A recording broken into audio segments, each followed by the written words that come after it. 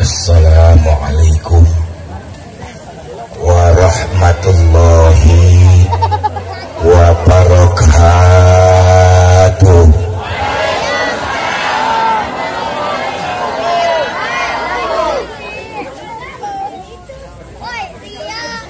Yang di belakang suaranya belum kedengeran. Dah, mulutnya diem.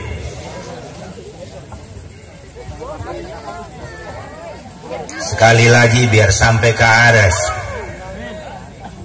Assalamualaikum warahmatullahi wabarakatuh.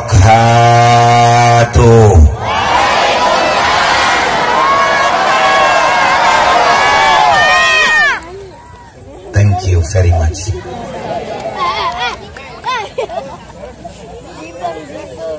Bismillahirrahmanirrahim. Alhamdulillah.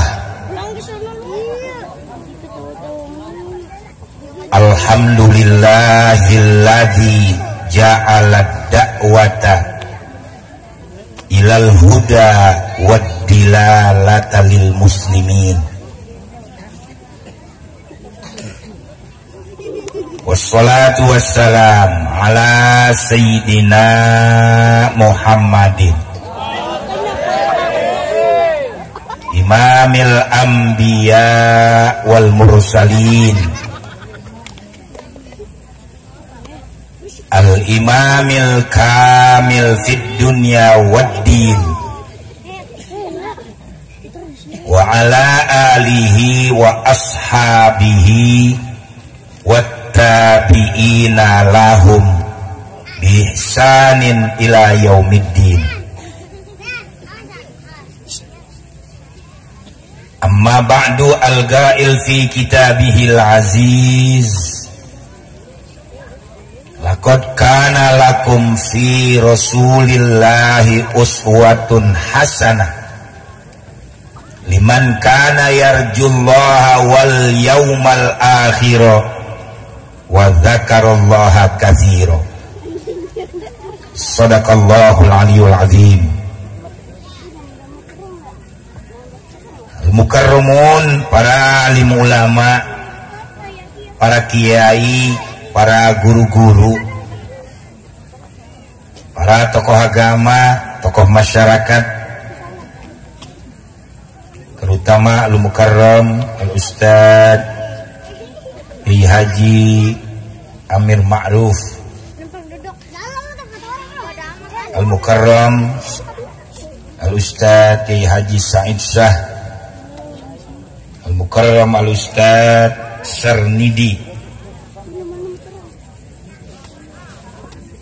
dan yang sama-sama kita hormati Bapak Lurah yang sudah menyampaikan amanatnya, Bapak Babinsa, Bapak Bimaspol,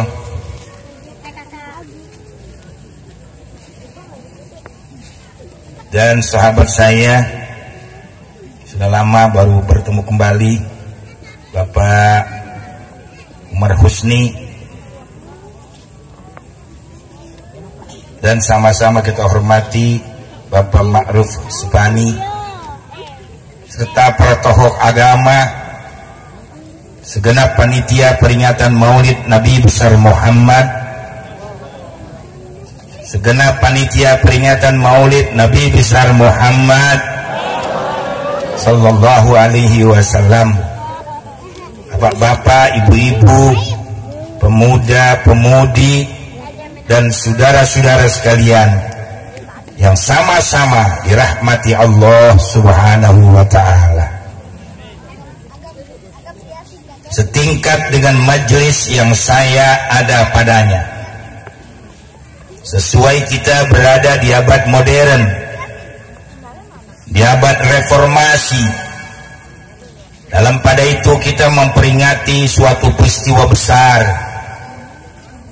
suatu peristiwa yang tidak ada tara dan tandingan dalam sepanjang kehidupan sejarah para rasul dan para anbiya, yaitu peristiwa dilahirkannya dan diproklamirkannya Nabi akhir zaman untuk seluruh umat manusia dalam sepanjang kehidupan zaman, yaitu Nabi besar Muhammad sallallahu alaihi wasallam.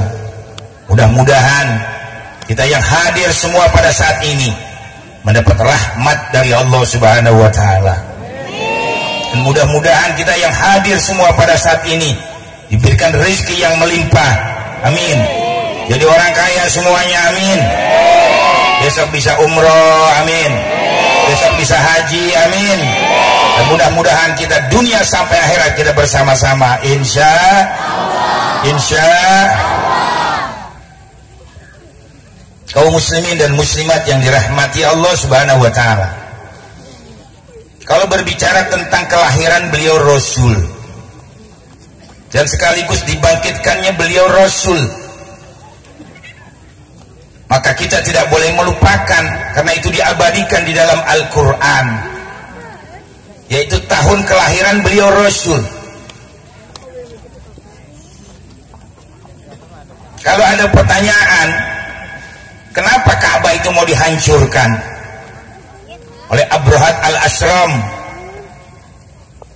Karena Ka'bah itu sejak dipegang oleh Hashim mengalami kemajuan. Bahkan pertama kalinya diberikan roti-roti kepada orang yang umroh, pada orang yang ziarah ke Ka'bah. Makanya diberi gelar Hashim, artinya tukang roti, saudara-saudara. Nama aslinya Amar, karena dia yang pertama membagikan roti-roti, maka diberi gelar Hashim. Nah, kalau di sini ada yang namanya Hashim, artinya tukang roti, saudara-saudara. Gak apa-apa, tafaulan bagus. Ikut kepada kumpinya beliau Rasul. Setelah Hashim meninggal dunia, dilanjutkan oleh putranya Syaibah. Kenapa diberi nama Syaibah? Karena begitu lahir rambutnya ubanan semua. Jadi diberi nama Syaibah. Begitu memimpin Ka'bah, lebih maju, lebih hebat, lebih banyak orang yang ziarah, lebih banyak orang yang tawaf di sana, maka diberi gelar Abdul Muthalib, artinya orang tua yang bijaksana. Lantaran itu Abrahat al-Ashram ini timbul kecemburuannya, timbul dengkinya, hasutnya, supaya orang-orang tidak ziarah lagi ke Ka'bah, maka Ka'bah harus dihancurkan. Sebelumnya dia membuat sebuah gereja yang besar, yaitu gereja Al-Qulais yang megah dan indah. Lalu mengirim surat kepada Raja Negus di Habasyah, kalau Abrahat al-Ashram yang berkuasa di Yaman ingin menghancurkan Ka'bah. Rupanya berita ini tercium oleh orang-orang Quraisy Mekah. Kalau Abrahat ingin menghancurkan Ka'bah, salah satu di antara mereka dari suku Kinana berangkat ke Yaman, melihat gereja Al-Qulais, ternyata benar. Woi, iya be.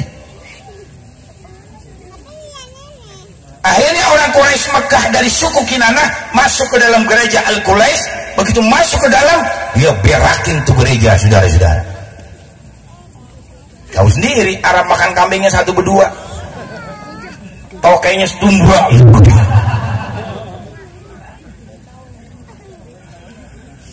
Ya dihalusnya sedikit.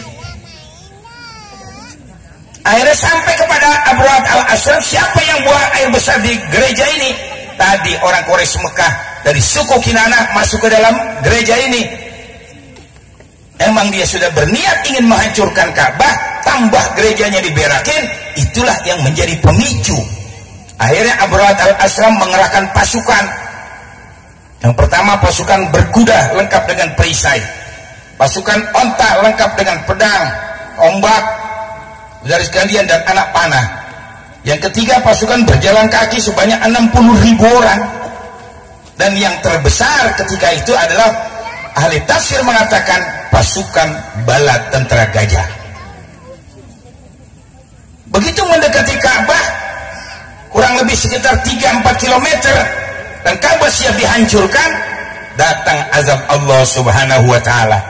Mereka diberikan penyakit cacar ganas yang besar-besar, akhirnya banyak pasukan Abrahat yang mati karena cacat, termasuk Abrahat al-Ashram sebagai raja yang memimpin pasukan itu juga diberi penyakit cacar, nggak kuat, akhirnya dia pulang ke Yaman. Belum sampai di Yaman, baru sampai di kota San'a, Abrahat al-Ashram juga mati karena cacar. Itu azab Allah. Azab Allah. Lalu kita bertanya, yang lainnya bagaimana? Termasuk pasukan bala tentara gajah yang paling besar. Wa arsala alaihim toiran ababil. Allah mengirimkan burung yang begitu banyak, jumlahnya sangat besar. Ababil afwaja. Gak ada burung ababil, Paul. Kadang-kadang nggak ngerti agama, so ngomong. Allah kirimkan burung ababil, nggak ada burung ababil. Yang ada penyanyi dangdut Yunita Ababil, saudara-saudara. Kalau burung ababil tidak ada. Cuman Al-Imam Nawawi Al-Bantani mentafsirkan ayat ini, burungnya itu punya belalai seperti gajah, karena yang dihancurkan adalah pasukan bala tentara gajah. Membawa batu dari neraka Sijil, dilempari mereka semuanya itu, hancurlah mereka. Faja'alahum ka'asfim, seperti daun dimakan ulat. Siapa itu? Tentaranya Allah Subhanahu.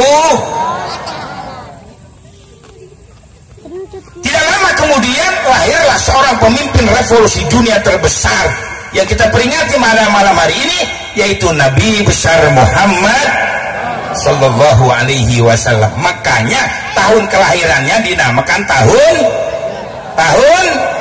gajah. Begitu ceritanya, saudara-saudara. Kayaknya jangan main-main sama Allah. Ini sekarang banyak pada main-main sama Allah, entar juga di modal-modalin sama Allah Subhanahu Wa Taala. Jangan. Setia Novanto adilin, penjarakan yang berat, begitu. Aku apa? Begitu, saudara-saudara. Jangan belaga bego, belaga diem. Orang yang ditransfer uang saja sudah ngaku semua. Kalau saya ditransfer 150.000 dolar US, saya ditransfer 100.000 dolar US. Dari mulai pertama mau ditangkap sudah belaga bego, pura-pura sakit.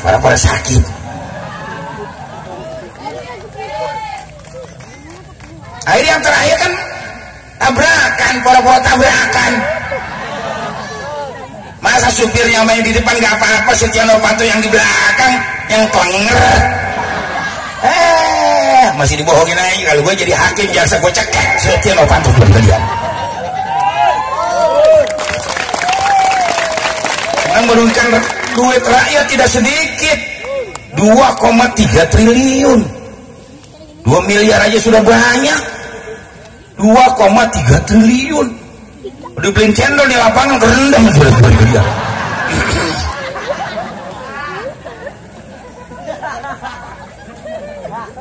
Waktu kemarin ada acara di TV One, ada Presiden B.J. Habibie, ada bekas Ketua Golkar Akbar Tanjung, ada bekas Ketua MK dan Zulfa, banyak lagi tokoh yang lainnya termasuk Rizal Ramli. Nah itu kan dibahas diantaranya untuk mempersatukan bangsa ini. Salah satu diantaranya adalah penguasa, pemimpin harus adil terhadap rakyat, saudara-saudara sekalian. Keadilan harus ditegakkan. Siapa yang bersalah hukum. Jangan hukum tumpul ke atas, tajam ke bawah. Betul-betul. Maling bebek digebugin. Maling amplifier diseksa sampai mati. Dibabelan. Coba lihat. Kadang-kadang kita salah juga, jangan suka main hakim sendiri. Betul.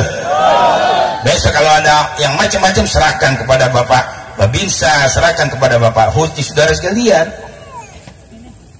Nanti berbahaya juga buat kalian.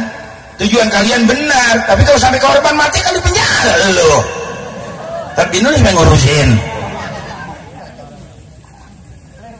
Saya juga berbicara punya batas, saudara sekalian, tapi tetap harus berani menyampaikan kebenaran agar tegak keadilan di negara Republik Indonesia. Amin ya Rabbal. Itu yang saya maksudkan.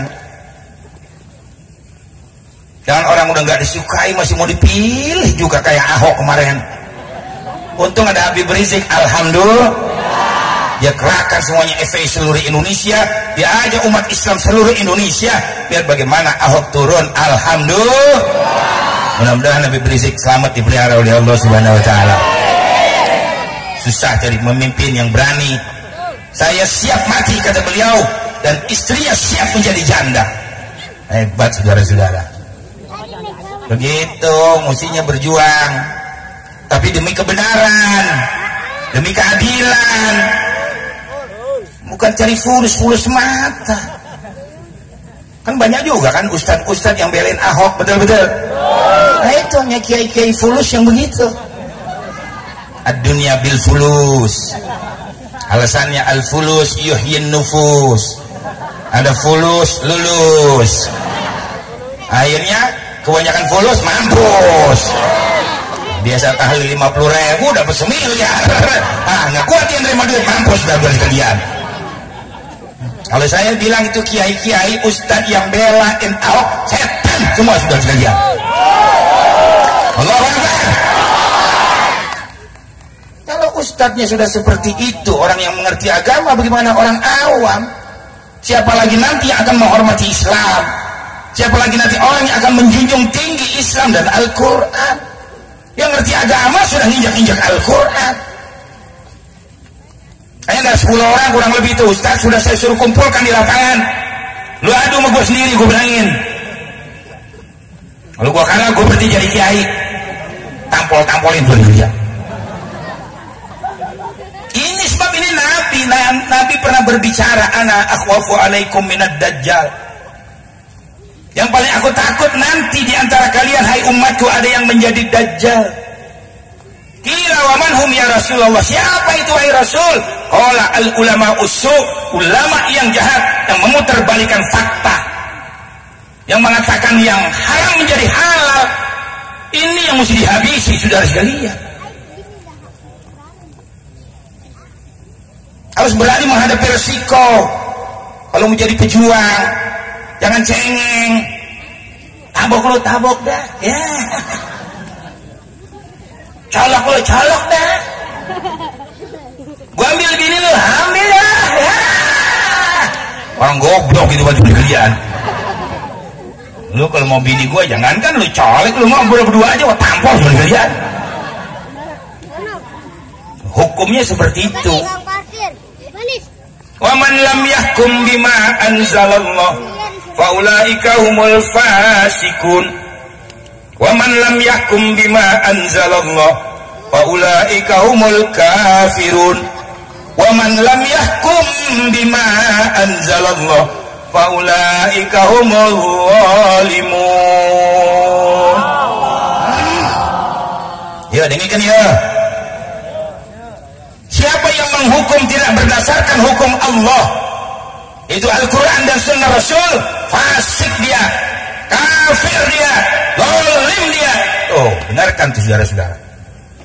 Orang fasik, kafir, zalim, tempatnya di neraka semuanya. Mestinya kalau ada saya bicara begini, syukur biar lu pada tobat, saya kata gitu kalian. Biar pada insaf. Makanya saya pergi haji sudah berapa kali Mekah? Sudah 7 kali saya ke Mekah, saya nggak pernah minta kaya.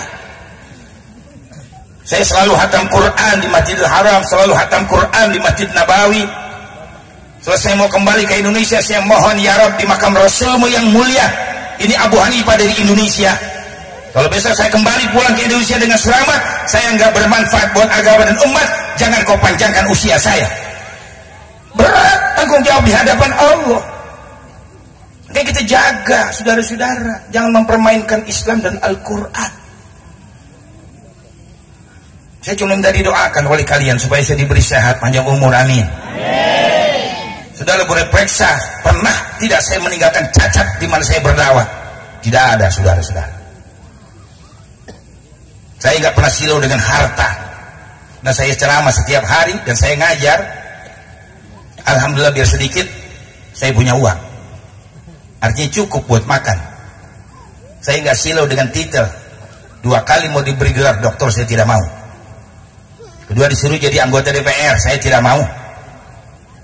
Saya tidak silau dengan pangkat, tidak silau dengan uang. Cuman satu saya ngiri, kalau aki-aki umur 75 tahun istrinya 20 tahun, tuh gue ngiri sebetulnya.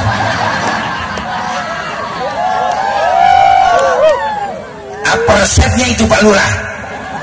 Oh, aki-aki 75 tahun istri 20 tahun, Masya Allah, itu boleh dicari ilmunya.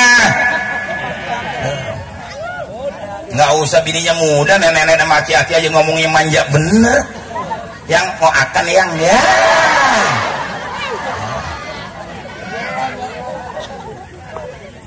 Laki aja pakai nanya sama bininya, Neng mau icang Neng. Nenek panggil Neng. Katanya nenek nggak au icang aki au. Gitu. Icang aki di au ya. Ya, intermezzo supaya nggak ngantuk. Amin. Ya Rabbal Alamin. Nah sekarang ini ada persoalan yang besar ini Pak di Indonesia, masalah LGBT. Makanya banyak ditafsirkan sekarang, L-nya longsor, G-nya gempa, B-nya banjir dan selanjutnya. Artinya apa? Nanti kalau ini dibiarkan, dilegalkan, yang namanya lesbi, yang namanya homo, yang namanya bisek, yang namanya pelacuran, semuanya dibebaskan, apa jadinya negara kita ini?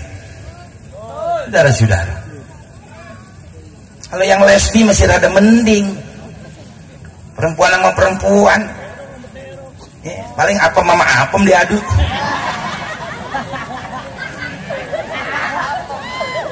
Kecuali dia pakai alat, saudara-saudara. Kalau bisek bisa laki bisa perempuan, sama perempuan bisa, sama laki bisa, itu bisek namanya. Nah kalau homo, laki sama laki, baut sama baut, mur sama mur. Saudara sekalian, kalau udah bosan dubur dihajar, saudara-saudara. Sekarang masalah ini bukan saja orang awam, orang yang alim, ngerti hukum, ngerti agama, sudah banyak terkena penyakit homo, saudara-saudara. Apa harus dibiarkan? Bahasanya mereka berbicara, yang berzina gua, yang homo gua, yang lesbi gua, benar, yang nyabul lo, yang homo lo, tapi dosanya kebagian gua, tolong colok di mata lo, bilangin lo. Wattaqu fitnatan la tusibanna alladziina zalamu minkum khassah wa'lamu annallaha syadidul iqab. Takutlah kamu daripada ujian, cobaan yang Allah Ta'ala berikan, bukan saja menimpa orang-orang yang berbuat dosa besar, tapi orang yang baik di sekelilingnya akan tertimpa oleh azab itu, saudara-saudara. Nah, kita harus berani menyampaikan ini kepada umat. Nggak bakal ditangkap, orang ada peraturannya kok. Undang-Undang Dasar 1945 Pasal 29 Artikel 2, Negara Republik Indonesia menjamin kebebasan beragama dan memberikan hak asasi kepada setiap pemeluk agama. Allahu Akbar. Saya tidak menghina mereka yang natal, silakan yang mereka natal, orang ada agamanya sendiri. Cuman lu jangan ngajak-ngajak gua, Pak Ol. Bab kata Sayyidina Abdullah bin Umar, tidak ada dosa yang paling besar kecuali orang yang menuhankan Nabi Isa sebagai Tuhan. Itu dosa yang paling besar, kata Abdullah bin Umar. Jadi makanya kita nggak usah ikut Natal kayak kemarin, betul-betul. Udah, alhamdulillah, biarin mereka Natal, wah agama dia. Lakum dinukum waliyadin. Bagi kamu agama kamu yang batil, bagi aku agama aku yang benar. Tidak ada toleransi umat beragama, yang ada toleransi hidup bermasyarakat, berbangsa dan bernegara. Nah, besok malam tahun baru sifatnya internasional. Tadi Ustadz sudah menyampaikan pesan.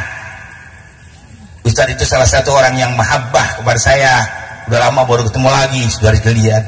Mudah-mudahan bisa meneruskan perjuangan saya. Amin Allahumma amin. Ya pada waktunya kan saya juga akan tumbang, saudara-saudara. Enggaknya yang benar. Jadi kiai pada kagak benar sih loh. Akhirnya ngomong, akhirnya kan mentok main karambol, karena dirinya mati akhirnya. Jangan jaga ini simbol, Pak, jaga. Saudara boleh periksa, saya ceramah seluruh Indonesia, saya sudah datangin. Kalimantan, Sumatera, Sulawesi, di Jawa inilah pernah tidak saya meninggalkan kesan yang tidak baik. Kalau pinjam duit punya utang, kali bawa lari bini orang, gak ada. Gak ada, saudara-saudara. Saya kalau suka sama perempuan 5 menit 10 menit saya cerita, ya saya begini, ya enggak, saya mau balik, saya ustad, waktunya tidak tertentu, Anda mau dilamar dipindah dengan saya, sekarang nikah, selesai urusan. Begitu. Mau nikah doang nih, ngomong doang. Janda dipacarin seumur umur. Jadi cemek-cemek tinggal. Setan lebih giliran. Jangan. Saya pesan kepada anak-anak yang gadis pun, jaga diri Anda biar baik. Amin. Jangan diobral. Malah sekarang murah-murah sih kadang-kadang saya lihat. Pada kayak duren. Oh, duren. Kadu. Duren, orang mau beli duren pegang. Tinggal sentil, tinggal pegang, cium-cium. Pukul sama golok, pok. Akhirnya apa? Cium wangi, belah. Begitu dibelah kuning, cobain. Kalau durian dicobain nggak jadi nggak apa-apa, syukur ya jadi, alhamdulillah. Nah, kalau anak perawan dicobain, akhirnya minum es cendol nggak pakai kelapa, perutnya berjendol. Berapa banyak anak gadis sekarang duduk nikah di depan penghulu sudah berbadan 2, hamil 2-3 bulan, saudara sekalian. Hanya jaga diri Anda, saya pesan biar mahal. Ya, yang namanya tak kenal tak cinta, ya pacaran boleh-boleh saja, tapi tahu batas. Jangan disumbang pangsit semangkok doang, yang dibukain.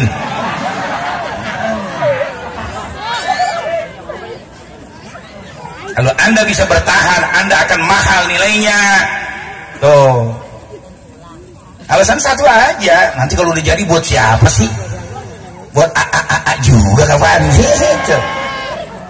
Iya. Sekarang tanya yang sebenarnya, mau meminang saya, mau melamar saya, berani berapa memberikan mas kawin? Oh. Kayaknya anak laki biar pada kerja lu semuanya. Amin. Ngaji terus sama ustaz, tapi cari duit yang banyak-banyakan.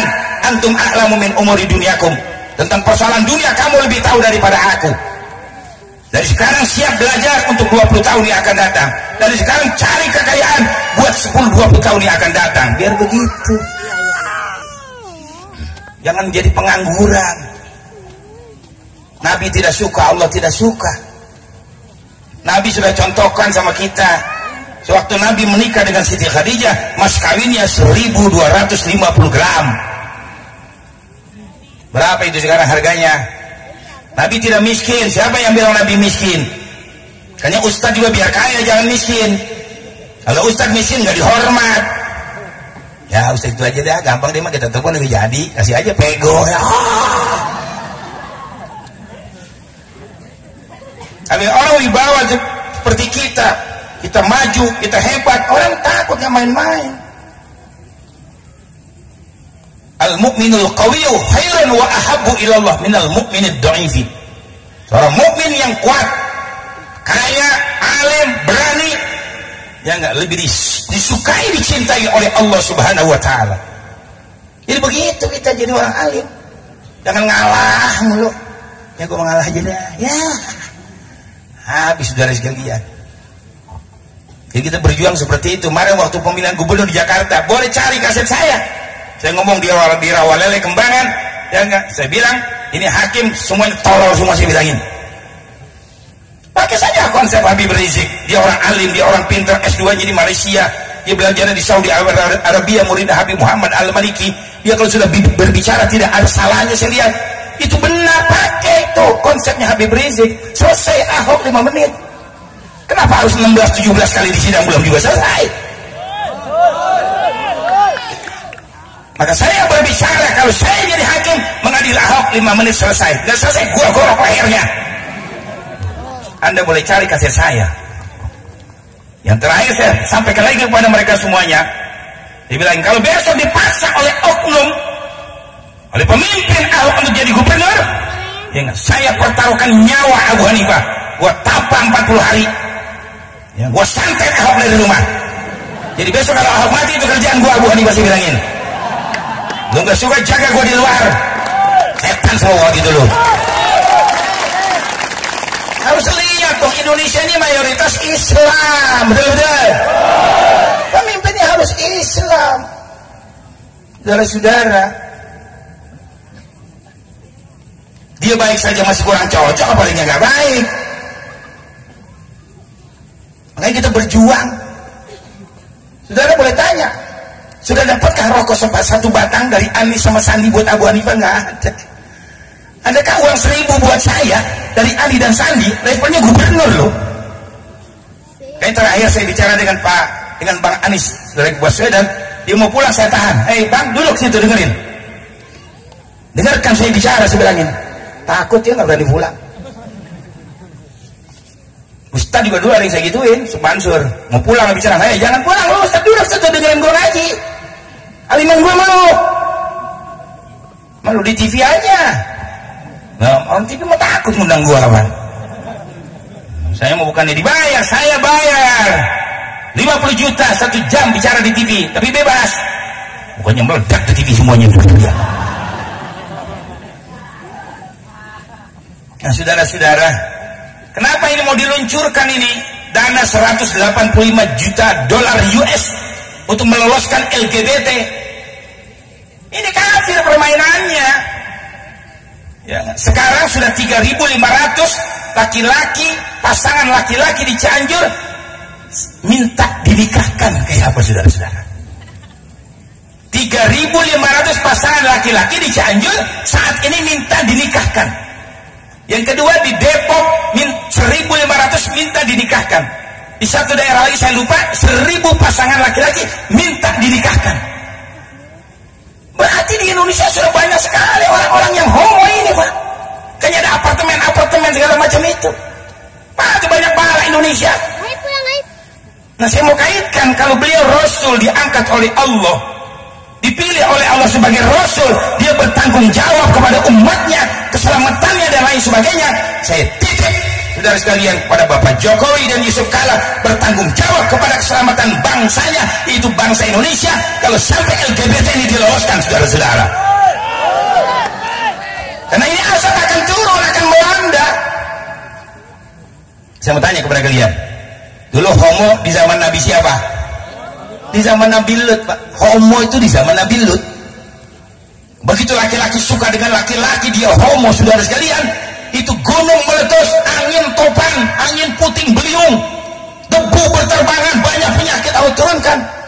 Tidak mustahil kalau besok di Indonesia yang namanya lesbi, homo, bisek dan lain sebagainya akan dilegalkan oleh pemerintah kita, akan turun azab yang besar dari Allah Subhanahu wa taala. Naudzubillah. Saya berbicara begini, saya sayang dengan bangsa dan negara, saya sayang dengan pemimpin-pemimpin kita, saudara sekalian. Amin ya Rabbal. Tapi kalau nggak mau juga ikut campur mengatasi persoalan ini, saya tinggal berdoa. Karena ini saya tahu kerjaan orang kafir semua. Orang kafir mau brengsek aja udah, paling incek biang brengsek sekalian. Jangan lu kira Cina kagak ngerampok uang negara. Uang negara yang dirampok sama Cina itu 2.000 triliun. Oh, biar tahu loh. Utang negara dari zaman Soekarno sampai SBY cuma 2.200 triliun. Nah sekarang nih gara-gara Mak Lampir ikut campur tangan. Oh, Mak Lampir Mega, utang negara sekarang sudah 4.200 triliun. Saya bicara benar. Pak Jokowi itu presiden, dia yang mesti berbicara kenegaraan, betul-betul. Karena dia presiden, kepala negara. Apa presiden cuma 10 menit? Megawati yang bicara panjang lebar, bicara kenegaraan, saudara kalian. Lu ketua partai, bicara partai aja sana. Bicara agama juga salah. Tuhan Subhanahu wa taala bla bla bla bla. Dia bicara, dibilang apa? Jangan bicara surga neraka kalau kita belum pernah ke sono. Memang belum ada yang ke sono. Belum ada. Nabi saja waktu Mi'raj itu diputerkan filmnya. film surga sama neraka. Kalau mau masuk ke surga begini, masuk ke neraka ya begini. Kayaknya hadis Nabi keluar tuh asbabul wurud, yang al jannatu khuffat bil makarih. Untuk masuk ke dalam surga tidak disukai oleh nafsu, dibentengi oleh sesuatu yang berisiko. Wan nar khuffat bis syahawat. Tapi orang masuk neraka disenangi sama nafsu. Saya mau tanya sekarang, sembahyang subuh sama tidur enakan mana kira-kira? Enakan tidur, tapi neraka nungguin. Sembahyang subuh berat, tapi surga menanti kita. Masuk diskotik tuh, Hotel Alexis MG yang ditutup sama Gubernur DKI Jakarta. Dan makanya seorang pengacara hebat di Indonesia, Hotman Paris Hutapea, dia agamanya Kristen itu, tapi dia pengacara hebat di Indonesia. Begitu Alexis ditutup, apa kata Hotman Paris Hutapea? Beruntung Alexis ditutup sama Gubernur DKI Jakarta yang baru. Kenapa saudara kalian buat istri-istri pejabat? Karena yang nongkrong di sana oknum para pemimpin, saudara-saudara kalian. Rusak semua sudah. Ya orang kita sembahyang mampu, gaji pego sehari. Kali ustaz tahlil 50.000, Jumat 75. Nggak mungkin lah main ke Hotel Alexis, nggak mungkin. Orang sekali pacul 5 juta. Wih paham? Ya Alexis itu perempuan sekali pacul 5 juta. Ada yang 7,5, ada yang 10, ada yang 20. Luna Maya aja mahal sekali bawa, di atas 100 juta itu Luna Maya. Cutari di atas 100 juta. Nikita Mirzani saja kemarin kan 60 juta sekali pakai itu dia. Oh tahu, belajar goblok. Masuk gua pengalaman. Sekarang aja saya nggak di rumah, nggak punya istri, saya bertahan, saya tahajud tiap malam. Istri saya meninggal tahun 2014. Ya, tapi di rumah sekarang nggak ada istri. Barangkali ada janda yang nganggur sini. Papa syukur ya perawan yang mau, nggak susah, berkat tiap hari nggak pernah habis. Selama saya jauh-jauh ke Palembang, ke Lampung, Bengkulu, alhamdulillah. Makanya saya bikin pesantren, murid udah 120 sekarang itu nggak ada saya gelar-gelar sorban, nggak ada. Dari mana uangnya? Dari ceramah. Mana saya ceramah di Lampung, alhamdulillah udah ditagih sama pangkalan. Kiai udah 15 juta lebih utangnya. Besok Senin gue bayar. Waktu itu tanggal 12 Rabiul Awal. Ya enggak? Kok pakai besok? Ini gue ceramah dulu ke Lampung. Ceramah di Lampung dikasih 25 juta. Alhamdulillah. Tuh bayar pangkalan 15 juta 700. Gue bayar tukang, gue beli lagi alat semuanya. Begitu perjuangan saudara-saudara. Ceramah lagi Pandeglang 15 juta, ceramah lagi Serang. Tuh gitu. Nggak tahu sini berapa duit. Ya panitia udah ngerti, insya Allah. Yang penting doa dulu saudara-saudara. Jadi kita berjuang nih jangan dunia di depan, perjuangan dulu. Begitu mestinya. Saya sekarang Monas alhamdulillah bukan saja untuk orang Jakarta, termasuk orang Sukatani, Sukarukun, silakan pandang itu Monas Jakarta. Dulu ditutup sama si Ahok. Saya enteng tuh pemimpin dulu lihat.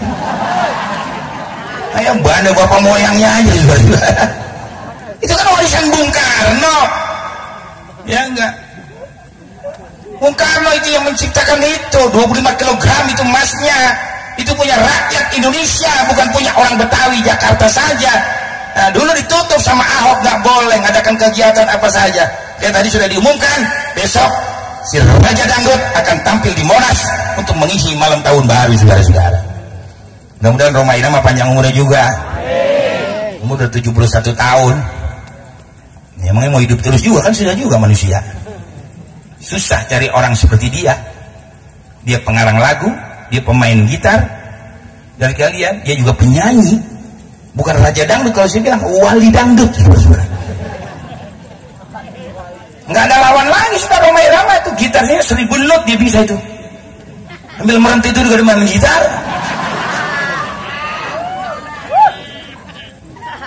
Mungkin di akhir hayat sekarang ini beliau ingin mengisi waktunya berjuang membela bangsa dan negara.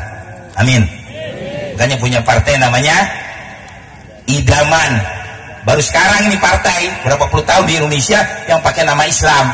Idaman, Islam damai, aman. Tuh, saudara-saudara. Emang benar begitu, Islam nggak boleh jahat. Sangit ngakil aja mari ngomong ngaco di TV. Ketua NU ngomongnya, Islam tersebar dengan perang, dengan pedang. Waduh, ngaco goblok orang. Nggak ada Islam tersebar dengan pedang, tidak ada.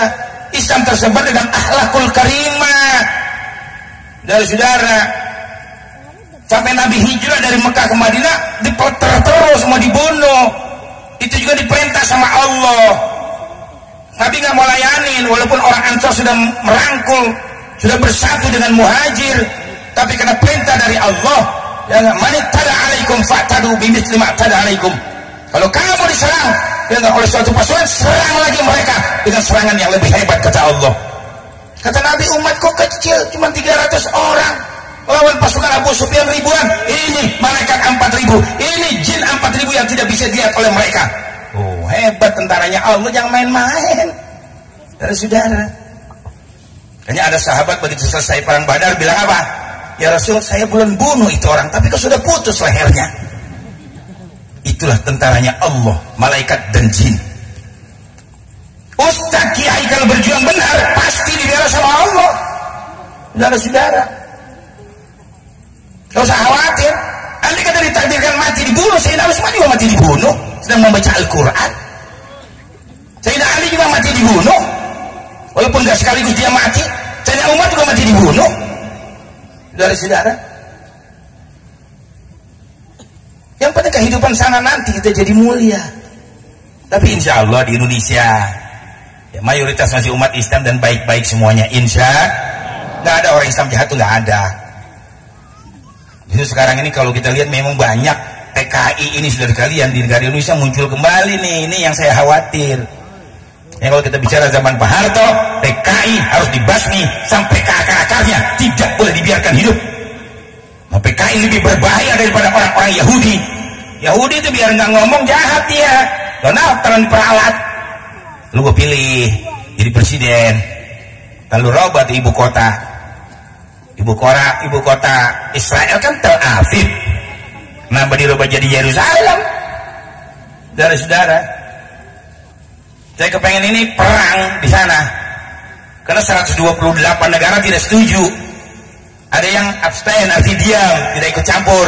Hanya beberapa negara saja yang setuju kalau Israel itu ibu kotanya dipindah kepada Yerusalem. Nah, 128 negara jadi satu berkumpul, termasuk Arab yang pada goblok aja kata gitu. Udah gini hari dia di domba masih mau aja buat kalian. Mesti kalau Arab-Arab itu bersatu, masa Saudi Arabia nyerang Yaman, kan tolol itu ya. Yaman itu tempat banyak nabi-nabi diturunkan tuh, negeri Yaman kalau mau tahu.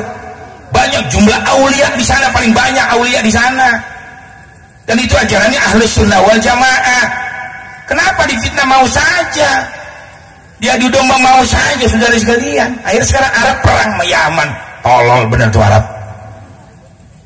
Suriah sudah, saudara sekalian, nggak selesai-selesai. Sunni ya enggak, sama Syiah perang terus nggak selesai-selesai. Nah, kalau dia kembali kepada Al-Quran, saudara-saudara sekalian, silakan tanya soal aliran kok, nggak ada masalah. Di sini ada NU dan Muhammadiyah, tenang-naon, mau pakai kunut sah, nggak pakai kunut, tapi lu kudu ngaji. Ini pakai kunut dalilnya mana? Ini nggak pakai kunut dalilnya mana? Belajar dulu. Tarawih ini yang benar yang mana? Yang 20 atau 8? Belajar dulu, baca Riyadhus Shalihin. Syarahnya Dalilul Falihin. Di sana ada tulisan Qiyamul Lail. Qiyamul Lail itu jangan diartikan witir. Qiyamul Lail itu artinya apa? Salat tahajud. Qiyamul Lail ay at-tahajjud. Jadi kita dianjurkan bangun malam, Qiyamul Lail. Salat tarawih, salat bersenang-senang. Salat tarawih, salat bersenang-senang. Di zaman Nabi cuma 3 hari. Di zaman Sayyidina Umar dihidupkan kembali. 2 rakaat salam, 2 rakaat salam. Setelah 4 rakaat tawaf di Ka'bah. Makanya salat tarawihnya sampai pagi baru selesai. Sanggup belum gitu? Habis salat istirahat.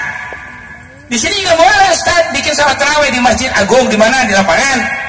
habis 4 rakaat 2 salam istirahat dulu, ngopi dulu, rokok 2 batang, ntar terusin lagi, 2 salam pulang lagi, makan dulu, boleh. Yang penting jumlahnya 20 rakaat, itu sholat tarawih. Saudara-saudara, mau 8 ya nggak apa-apa, urusan lo, nggak sembahyang nggak apa-apa. Cuma saya jelaskan yang begini riwayatnya.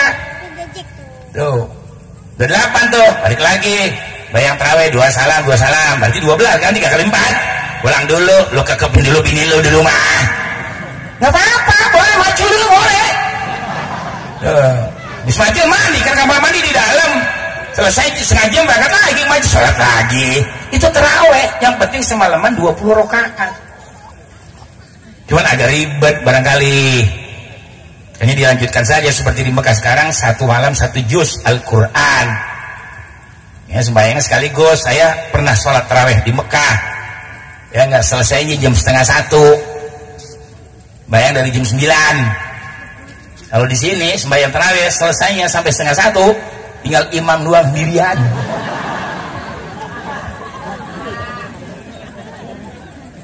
Ya memang beda sudah beda, maka nilainya juga beda Pak.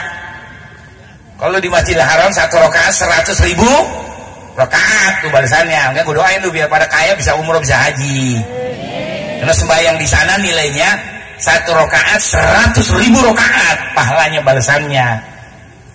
Sekali hatam di Masjidil Haram sama dengan 100.000 kali hatam. Tuh, saudara-saudara. Kalau di Masjid Nabawi 1 rakaat 1.000. Kalau 1 kali hatam 1.000 kali hatam bayarannya dari Allah. Sebetulnya tarawih di sini mesti lebih banyak. Karena di sini 1 rakaat 10. Jauh kan? Di Masjidil Haram 1 rakaat 100.000 pahalanya. Di Sukarukun 1 rakaat 10. Kalau bener mustinya di sini sholatnya jangan 20, 100 rakaat. Tuh baru bisa ngimbangin yang di Madinah. Itu baru 1 rakaat juga nggak ngimbangin 20. Kalau kita sholat tarawih di sini 100 rakaat kali 10, 1.000. Di Madinah 1 rakaat 1.000, baru cuma 1 rakaat imbangannya. Kalau 10 suratnya pendek-pendek itu saudara sekalian. Tapi nggak apa-apa, yang penting sholat qiyam, arti menghidupkan malam-malam Ramadan. Ya enggak, besoknya kita puasa kan seperti itu. Mudah-mudahan ibadah kita diterima oleh Allah Subhanahu wa Ta'ala. Ya, sekarang duduk deh ya. Udah ada sejam belum nih? Belum. Lu bayar kagak apa kagak?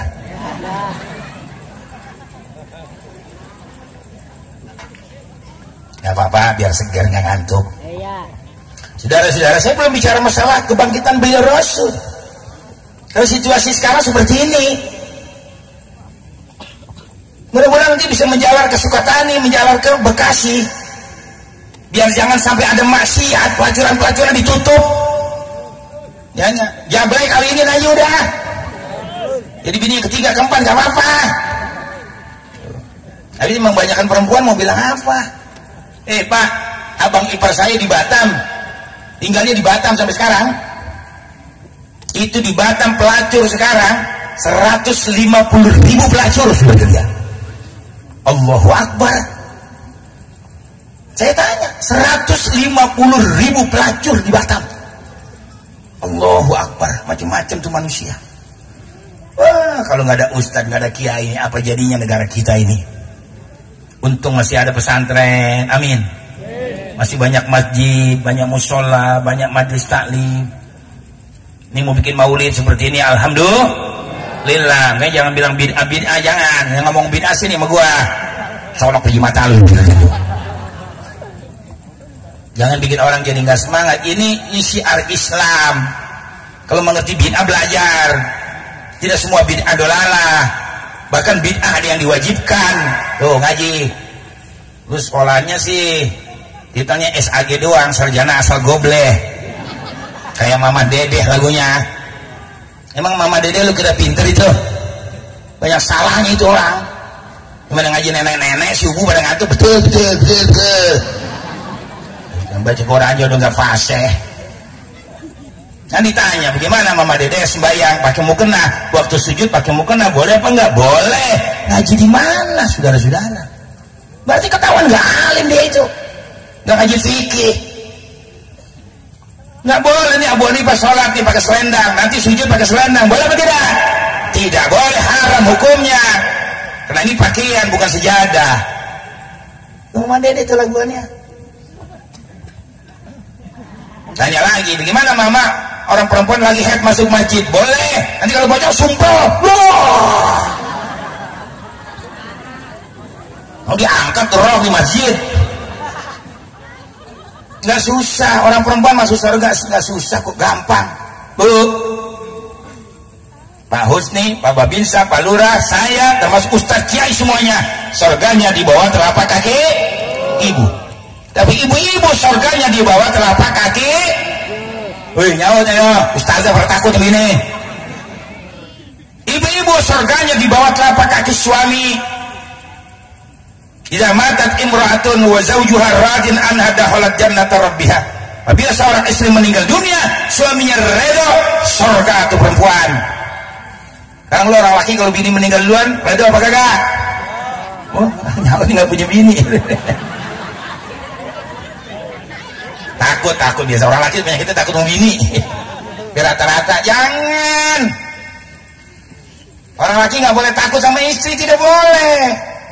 Saudara-saudara, khosaro, rugi besar. Tuh, jangan takut, tidak boleh sama istri. Galak juga tidak boleh sama istri, tidak boleh.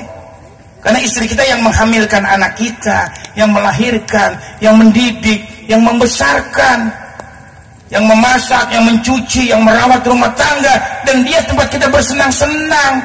Keluar omongan jorok saja tidak boleh kepada istri. Tuh, jaga kehormatan istri. Saudara sekalian, jangan menghina, mencaci maki orang dulu miskin, dasar pengkina kebal yang nggak tahu diri. Jangan, tidak boleh. Dia sudah jadi istri kita, jadi orang mulia sudah. Makanya Nabi bilang istri itu mesti dibahagiakan, kasih makan yang enak, jangan genjer mulu meceng. Makan daun mangkokan, yang ketek bau aja sendirian. Kasih makan yang enak-enak itu, nggak perlu harus mahal, tuh belut banyak di sawah, korek. Itu makanan bergizi, tinggi nilainya itu kalau belut sawah, saudara-saudara. Saya lebih suka itu daripada daging-dagingnya kalau memang ada. Karena sudah tahu itu, saya pernah belajar sama orang Banjar, tukang beca 70 tahun. 70 tahun masih narik beca. Habis saya pidato saya temuin, bapak ini sudah tua masih narik beca. Berapa tahun umurnya? 70 lebih lah. Makan apa bisa kuat? Makan lindung. Begitu saudara-saudara.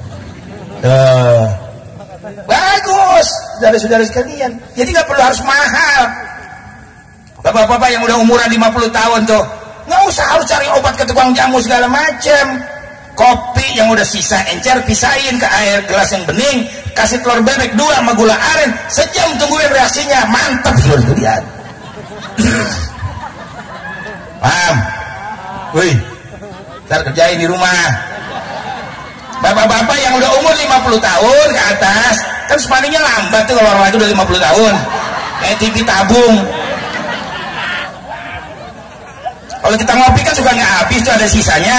Ambil yang encernya, kasih kopi, kasih telur 2, telur bebek, kasih gula aren, minum sejam tunggu reaksinya. Banyak cara, banyak saudara-saudara. Ada lagi yang murah Pak nih, ini khusus resep buat 50 tahun ke atas. Udah coba saya. Tempe makan sama gula aren, asal kuat aja, jangan muntah.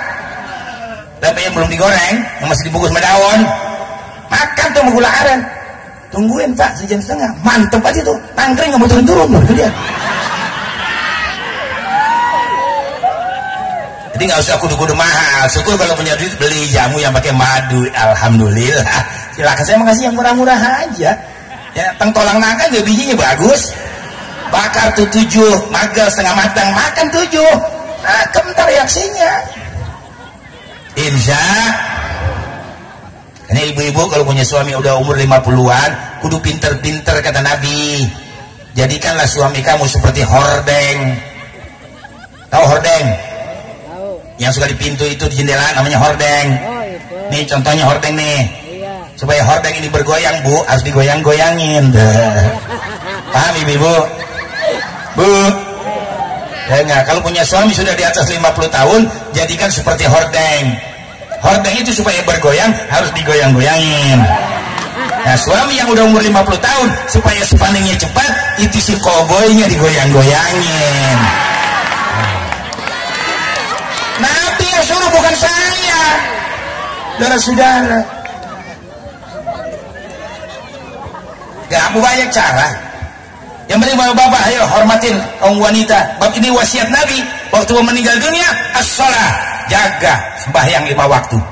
Qu anfusakum wa ahlikum naro, jaga diri kamu, istri kamu, anak-anak kamu dari api neraka. Al-Imam Nawawi mentafsirkan, yang pertama salat 5 waktu jangan ditinggal, yang kedua kasih makan yang halal anak-anak kamu dan istri kamu. Itu tafsiran Al-Imam Nawawi. Yang mesti belajar, saudara sekalian. Ya. Selamatkan mereka semuanya. Nabi berwasiat an-nisa, yang kedua jaga kaum perempuan, hormati kaum perempuan. Makanya di samping belikan makanan yang enak, belikan baju, wa taksuha idza tasaita, belikan pakaian sunnah 3 bulan sekali. Buat istri 3 bulan sekali harus diberikan pakaian, paling tidak 6 bulan sekali. Syukur kalau punya duit setiap bulan istri diberikan pakaian. Dengarkan nih orang laki yo, laki pelita 17 setan sama bini kalian. Jangan, bahagiakan istri, bahagiakan. Oh boro-boro, nggak boleh dihilangin, dosa juga ibu-ibu. Ya, belum cukup kasih makan, kasih pakaian, bawa ke salon, permak mukanya, biar cantik dia. Punya istri kalau cantik enak, dibawa kemana-mana nggak malu. Ya bini udah jelek, ngadat mulu lagi, duit di dompet hilang melulu. Nggak usah dibawa kondangan, dibawa nyelawat, dibawa malu lihat.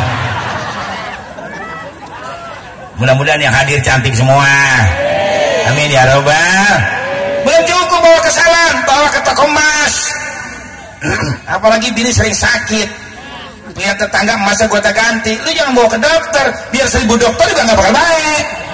Tuh, bawa ke toko emas, lu beliin 50 gram, 30 gram, langsung sembuh. Panas turun drastis, darah tinggi turun drastis. Harus begitu, sekali-kali punya uang simpenan, bahagiakan istri. Ibu saya waktu masih hidup 71 tahun, minta emas 5 gram, saya beli ini 40 gram, di majlis taklim tangannya begini terus. Itu orang sudah tua, bagaimana yang muda? Jadi almarhumah istri saya itu setiap saya pergi ke Mekah, pulang 50 gram, 50 gram, 100 gram saya beliin. Senang, silakan kamu pakai biar cantik kamu, saya bilang. Tapi berbakti sama suami, insya emang begitu pak, dari sononya begitu udah. Kalau yang namanya perempuan mah dunia. Karena ada lagu Elvi Sukaisi, jelas wanita semua sama, ingin dicinta, ingin dimanja, butuh perhatian, butuh perlindungan dari orang yang paling tersayang. Kan gitu lagunya ya. Kalau salah lu betulin. Tapi mengapa engkau tak pernah menghiraukan tentang diri ini, sedangkan dirimu selalu meminta agar aku setia padamu. Kayaknya Ustadz kudu nyanyi juga. Jangan mentang-mentang jadi Ustadz ngaji terus, sholat terus, zikir terus, tasbih terus, nggak pernah pakai celana panjang, sarung terus. Jalan ada perempuan lagi pegang tasbih, merem. Ustadz goblok ini mau belian. Susah amat hidupnya begitu. Hanya saya, banyak orang bilang awet muda. Umur saya udah 60 tahun, tapi potongan 30, coba lihat. Gak ada penyakit kalau saya masih bawa mobil sendiri. Kalau anak saya nggak ada tuh kalian masing-masing pada punya kesibukan, saya bawa sendiri. Kesian orang yang nungguin yang undang saya. Masih melarikan mobil 160 dari sekalian. Yang penting kita sehat, alhamdulillah. Jangan lupa doa kita kepada Allah. Nah inilah saudara-saudara sekalian, yang penting hati kita jangan kotor, jangan dengki, jangan hasut. Saya kalau punya teman-teman, baik tentara, baik pejabat, baik teman semua, ustadz, kalau dia pada kaya, saya senang, saya bahagia. Teman saya pada makmur, subur hidupnya. Tuh, nggak ada saya dengki. Saudara sekalian, syukur dia pada kaya, jadi nggak minjem duit sama gua. Cuman satu saya mengirinya tadi Pak, saya bilangin, aki-aki 75 tahun, bininya 20 tahun tuh gua gedek berlian. Kenapa bisa begitu? Cari ilmunya saudara-saudara. Ya, kalau saya lagi nyanyi kadang-kadang orang bilang Abu Hanifah mirip Roma Irama. Bukan, salah juga loh. Roma mirip gua. Dan dia sama saya seperti abang sendiri. Kalau sini mengundang Roma di tempatnya cocok ini. Tahun depan boleh dah undang Roma, tak gue ngundangin. Nah, kita bisa turun 40%. Ya mungkin kalau sama si kelasnya mahal, sama saya enggak insya Allah. Karena dia sama saya udah bilang nih Abu Hanifah adek gua gitu. Saya juga sama Roma sama. Di Roma abang gua. Lu jangan macam-macamin. Santet lu waktu itu lihat. Oh dia kalau sama saya ketawa terus. Dan dia orang pinter, orang hebat. Dia pernah bilang sama saya, Kiai, ente Sayyidina Umar bin Khattab, saya tidak bisa bicara seperti ente. Iya kalau Bang Haji bisa ceramah kayak gue ya gue nggak laku. Udah Bang Haji nyanyi ceramah, saya ceramah nyanyi gitu. Bagi-bagi, jangan semuanya mau diambil. Dibilangin udah, ya enggak. Sekarang pimpin partai, saya nggak mau terjun politik sebetulnya Pak. Saya udah capek. Dimulai belain P3 dulu, belain PKB. Nggak ada itu, nggak ada, bohong semuanya. Ada yang benar. Belain PKB memang udah bohongin Roma Irama, betul? Roma Irama dicalonkan jadi presiden, tahu-tahu isu pala. Tuh brengseknya tuh, si Muhaimin, si Caimin lihat. Nggak apa-apa, kasih tahu saja. Biar berpolitik yang benar, jangan menyakitkan hati orang. P3 ngomong doang, P3 gambar Ka'bah. Ya enggak? Pecah airnya. Ada Jan Farid, ada Roma Hurmuzi. Mana saya ceramah di Jambi, ada Roma Hurmuzi. Saya tahu kalau Jan Farid istrinya saudara sama istrinya Ahok, pasti belain Ahok. Mudah-mudahan Roma Hurmuzi ini nggak belain Ahok. Hati saya berbicara seperti itu. Dari sekalian saya bilang kalau si Jan Farid ilegal, kalau Roma Hurmuzi ini keluaran Institut Teknologi Bandung, dia legal jadi ketua P3. Ini pemimpin P3 yang benar, saya bilang begitu. Saya mah nggak tahu, ngomong aja. Ya enggak. Nah kalau si Jan Farid belain Ahok, nah kalau Roma Hurmuzi bela Ahok, ganti P3, jangan Ka'bah, centong makulasi. Dia bilang gitu. Enggak tahunya dia belain Ahok juga, brengsek bener. Allahu Akbar. Nah itulah sekarang. Jadi partainya sekarang bisa diharapkan ya masih Gerindra, masih ada, bagus dah. Belum punya cacat. PKS sekarang sudah bagus, sudah nggak ada lagi bid'ah. Ngomongnya gue yang tonjok beli-belian. Ngaji kagak apa kagak buat itu. Nah partai yang masih bersih, partai yang Roma Irama sekarang. Ya enggak. Ya mudah-mudahan besok sih katanya. Wallahu a'lam bishawab. Saya menginginkan Pak di Indonesia ini presidennya jenderal. Kalau saya menginginkan begitu. Karena jenderal udah biasa memimpin. Struggle, semangat, disiplin. Tuh, saudara-saudara. Baik itu jenderal TNI, baik itu jenderal polisi, pokoknya jenderal lah jadi presiden. Ntar wakilnya baru sipil gitu. Nah saya dengar ini, ya nggak, Prabowo Subianto mungkin harga jual belinya sudah nggak mahal. Jadi besok dia mencalonkan Gatot Nurmantio, mudah-mudahan. Amin. Amin. Begitu dong, lain. Ini orang baik, orang agamanya kuat, orang disiplin. Dari mukanya kelihatan tuh orang baik mah. Jawa Wiranto mukanya hitam berlian. Tioso mukanya hitam berlian. Ini mah Nurmantio ini masya Allah dari muka ajar enak, orang ibadat. Mudah-mudahan besok betul beliau dicalonkan jadi presiden melalui Gerindra, wakilnya Roma Irama, menteri agamanya gua, kan keren tuh. Nah, yang macam-macam buat cemplungin ke laut begitu dia. Nah sedikit saudara biar tahu Rhoma Irama itu orang pintar, dia seniman yang muslim. Dan saudara, dia Rahman, orangnya murah. Dia punya anak yatim banyak, itu punya anak yatim. Dia jenius, bisa bahasa Inggris, bisa bahasa Arab. Ya enggak. Waktu dia masih ngerokok dulu, dia kalau melihat bunga-bunga begini ngarang lagu gampang, satu hari bisa 4 lagu. Rhoma Irama begitu, orang yang nggak diem, ambil buku, ambil pulpen, ambil gitar, duduk bangku, ada bunga begini, ngarang lagu. Hidup tanpa cinta bagai taman tak berbunga, hai begitulah kata para pujangga. Hidup tanpa cinta bagai taman tak berbunga, hai begitulah kata para pujangga. Aduhai begitulah kata para pujangga, taman suram tanpa bunga. Jreng jreng jreng jreng jreng jreng jreng jreng jreng jreng. Enak Rhoma Irama. 4 lagu sehari dia karang. 2 ada orang buta jalan pakai tongkat, kan baik gitu itu dia. Gak usah dituntun, biarin aja nih mau cemplung deh. Saya pidato di depan dia begini, pertama dia tegang dengerin saya. Rhoma Irama saya bilangin, gak ditolongin orang buta. Dia ambil buku, pulpen, dia ambil gitar, dia karang lagu. Terangnya dunia tak dapat dipandanginya, indahnya dunia tak dapat dinikmatinya. Terang bagi orang, gelap bagi dia, indah bagi orang, suram bagi dia. Ya buku orang buta ya gelap. Tapi hebat kan Rhoma Irama, bisa mengeluarkan imajinasinya, saudara sekalian. Daya khayaliyahnya itu kuat. Itu beliau, saya bilang orang hebat. Baru diam dia nggak tegang lagi. Yang ketiga banyak sebetulnya, contohnya 3 aja. Orang mati biasanya kalau lagi dimandiin dibacakan surat Yasin. Tempat saya Betawi begitu sama. Bacain Tabarak, bacain Ar-Rahman. Hadiahnya buat yang mati supaya ntar dia dikubur dosanya udah diampunin oleh Allah. Biasanya begitu. Ahlus Sunnah wal Jamaah seperti itu. Nah, Rhoma Irama nggak baca Yasin, nggak baca Tabarak, nggak baca Ar-Rahman. Ambil gitar, ambil buku pulpen, ngarang lagu sebujur bangkai. Panjang itu lagu, saudara-saudara. Saya ambil tengahnya aja sedikit. Ya enggak?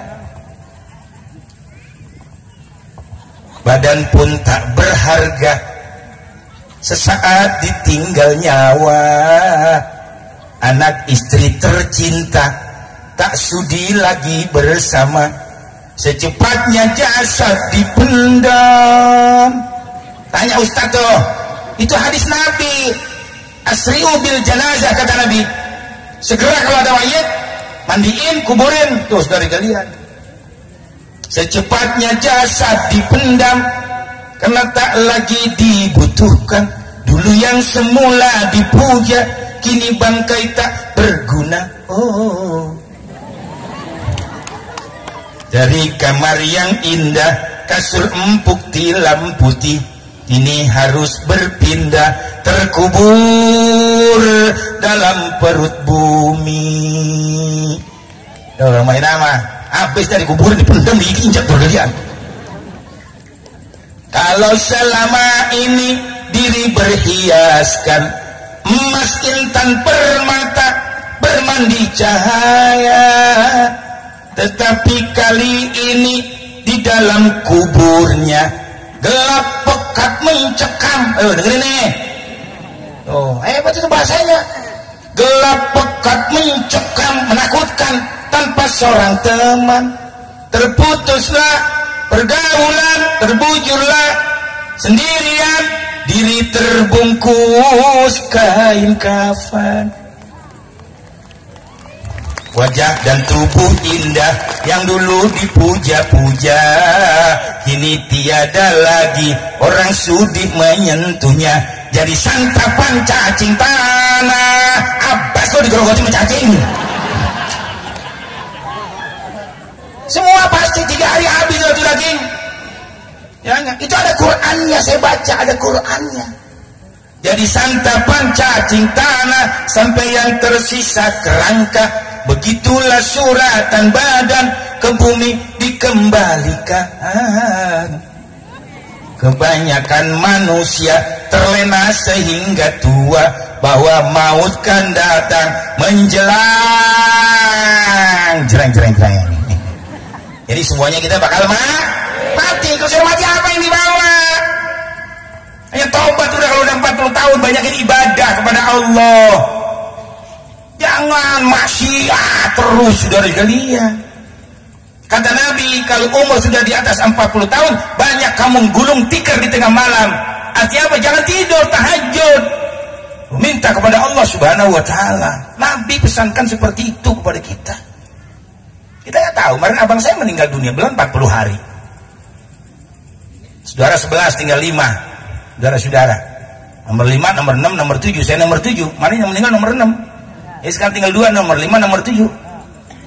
Sama nomor 10, 11 perempuan dua-duanya. Sudah 7 yang diambil oleh Allah. Saudara-saudara, barangkali Allah masih sayang sama saya, masih manfaat buat agama dan umat mungkin. Biasanya juga orang kan sama istri yang mati kan laki duluan. Jarang istri meninggal lebih dulu, jarang.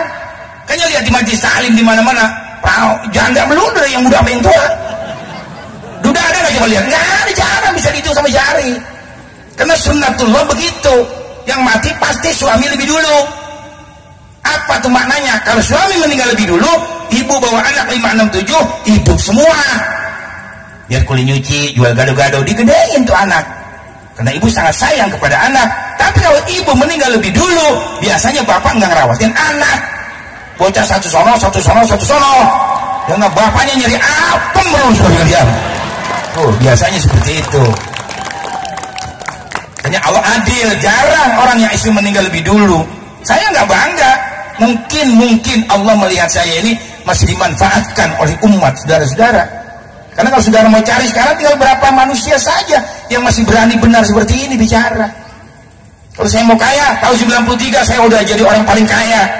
Kalau zaman ukuran ustadz, 300 miliar dari Saudi Arabia, suruh bangun pondok pesantren, beli tanah, bikin rumah, beli mobil yang bagus, kita senang-senang di situ.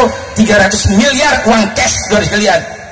Tapi ajaran harus Wahabi 90%. Saya tidak marah, saya minta maaf, saya tidak pernah diajarkan seperti itu.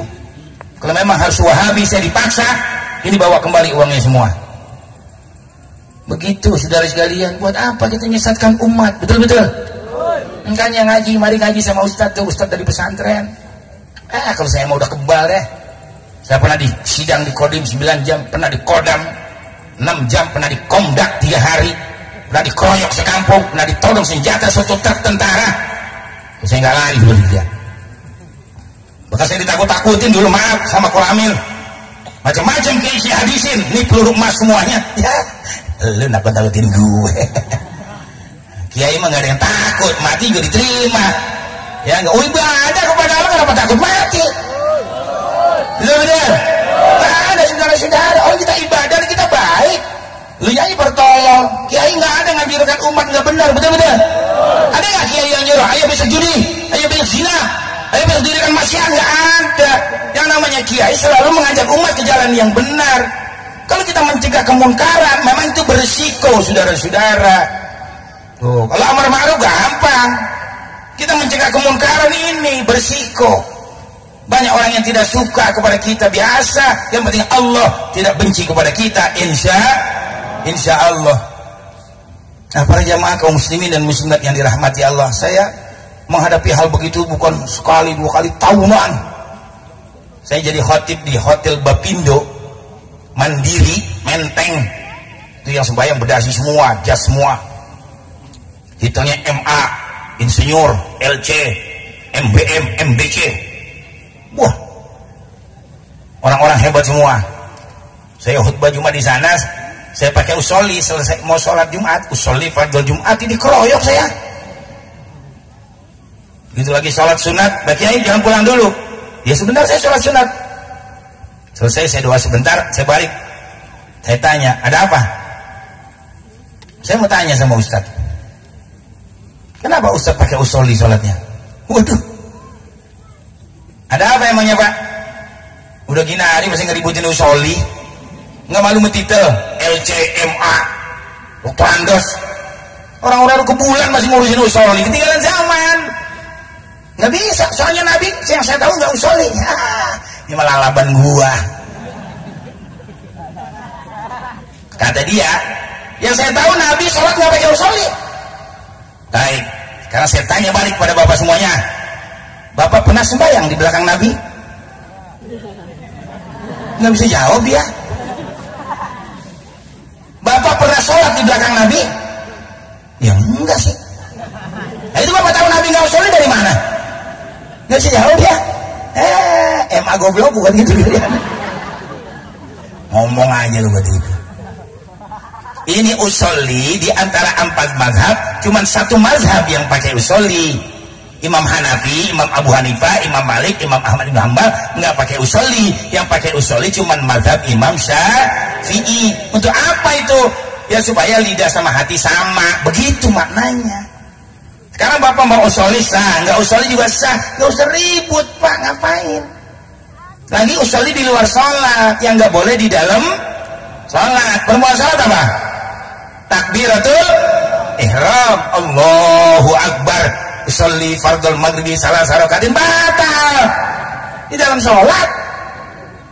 Kalau sekarang yang dipraktekkan kan sama kita ini di luar sholat, usolli fardul maghribi salah rakaat, adaan mau menlita Allahu Akbar di luar sholat, usollinya bukan di dalam sholat. Baru diam dia. Pak, bapak nggak usah usolli.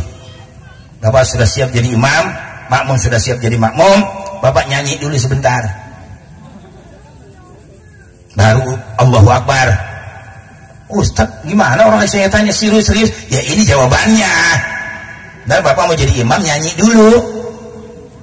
Terlanjur basah, ya sudah mandi sekali. Terlanjur retak, ya sudah pecah sekali. Habis bagaimana, tiada bukti kau dapat. Kau tuduh diriku bercinta lagi dengannya. Terlanjur retak, ya sudah pecah sekali. Allahu Akbar. Boleh tidak batal? Ayo debat sama gua, siapa yang bilang batal? Mau Habib ya mau Kiai, ayo. Kenapa? Nyanyinya di luar nggak bisa jauh lagi, diem aja. Akhirnya saya tanya, gue tanya sama lu, siapa yang ngajarin begitu? Nah itulah jawaban buat orang-orang yang model begitu. Dia tanya lagi, kenapa Ustaz sama istri batal? Sama kambing nggak batal? Gampang Pak Haji, kawinnya yang kambing. Tolong amat saya bilang sih. Kata dia kan muliaan kambing, kenapa Bapak nggak kawin sama kambing? Di sini persoalan bukan muliaan kambing, di sini sama istri batal karena walaupun sudah jadi istri, di samping kita bisa menikah, yang pertamanya waktu mau halal, yang kedua kita masih bisa bersenang-senang. Kata Imam Syafi'i, tafsiran awla mastumun nisa fi madinnatis syahwat. Setiap kita bisa melampiaskan hawa nafsu, maka tersentuh batal. Tuh, haji nih. Tapi itu juga khilafiyah. Kalau kita besok pergi haji, umroh ke Mekah, kita pakainya lamas tumunisa Imam Syafi'i, tawaf tidak pernah selesai. Makanya di sana pindah mazhab, atau kita pakai mazhab yang lain, atau nggak usah persoalkan ini. Jadi kalau kita kesenggol, nggak usah teriak batal, terus aja sudah. Tuh, itu maknanya ikhtilafu ummati rahmah. Perbedaan pendapat itu adalah rahmat. Wah kalau ngaji mah enak dah. Ini kagak ngaji kan nih, yang tengik-tengik lagunya beginian. Ngaji kagak apa kagak. Kayaknya Imam Ghazali membagi bid'ah ada 5. Ada bid'ah wajib, ada bid'ah sunnah, ada bid'ah mubah, ada bid'ah makruh, ada bid'ah haram. Bid'ah wajib pengumpulan ayat Quran. Kalau nggak dikumpulin hilang tuh Quran. Yang dikumpulin di zaman Abu Bakar. Pengumpulan hadis di zaman siapa? Bukan di zaman Khulafaur Rasyidin, di zaman Bani Umayyah, Umar bin Abdul Aziz baru ada pengumpulan hadis. Saya digontor 6 tahun. Dan saya hafal itu, pontonnya 10 kalau ujian. Nah itu kalau bahasa Arab semuanya 10 semua. Mafudot, hadis, hari adab lughah, insya dari kalian. Tuh pontonnya 10. Kalau Al-Jabar 1 gua pontonnya. Gua ngedemen sama Al-Jabar kalian. Tapi alhamdulillah yang 10 itu bisa menopang yang 1 ini. Makanya saya mah naik terus di gontor. Cuman kelasnya enggak B. Karena ilmu ukur sama ilmu aljabar dulu bukan matematika. Ilmu Al-Jabar pontennya 2, 3, enggak pernah lebih dari 3. Itu makanya kelasnya C terus, 2C, 3C, 4C. Saudara-saudara, karena yang menentukan kelas itu pelajaran umum. Kalau umumnya bagus, dia di B adanya. Nah, pelajaran umum saya kurang bagus dari kalian, tapi bahasa Arabnya bagus semuanya. Makanya gue jadi kiai sekarang. Alhamdulillah. Nah, belajar biar pada pinter. Amin. Ya Rabbal. Ini berapa nih? Ya, 10 menit lagi. Kaum muslimin dan muslimat yang dirahmati Allah. Jadi saya berjuang seperti ini dari dulu. Pak Haji Umar Usni itu tahu betul sama saya. Walaupun saya dianggapnya keras, sebetulnya tidak. Ya, tapi tidak melanggar, saudara sekalian. Karena ini dibenarkan dan saya ceramahnya di hadapan umat Islam. Ya. Kalau saya menghina satu ini satu itu, tuh, wah baru itu tidak benar. Silakan saja. Dan saudara, mau Kristen, mau Buddha, mau Hindu silakan. Cuma soal akidah tidak bisa ditoleransi, betul-betul. Jangan. Saudara-saudara nggak bisa. Mereka menyembahnya siapa? Kita menyembahnya siapa? Makanya Bung Karno pinter.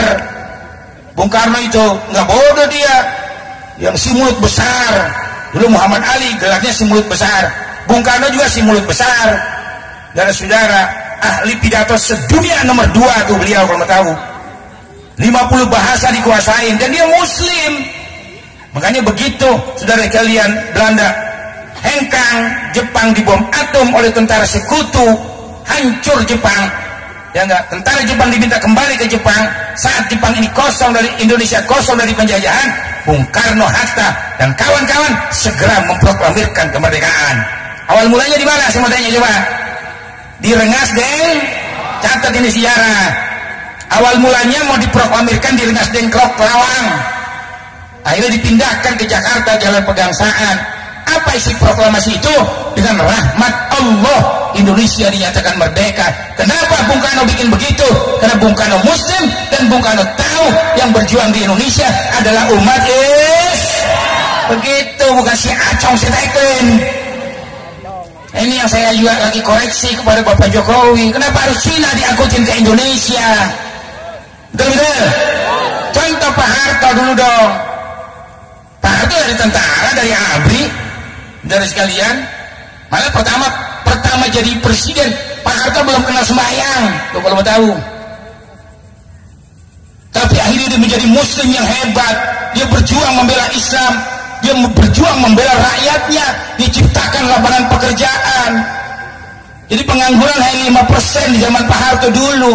Bahkan negara kita pernah menjadi negara swasembada, negara kaya 1984. Indonesia ekspor beras, ekspor gula, ekspor segala-galanya.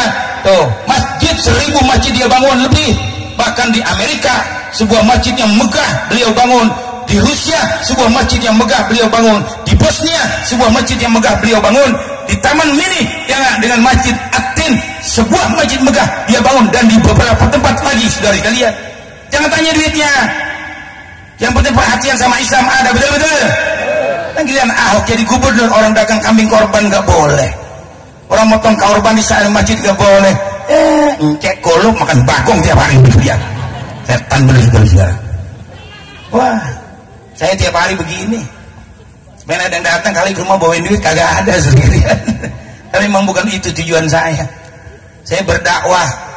Ya, ngebalighu anni walau ayah, sampaikan kepadaku walaupun satu ayat.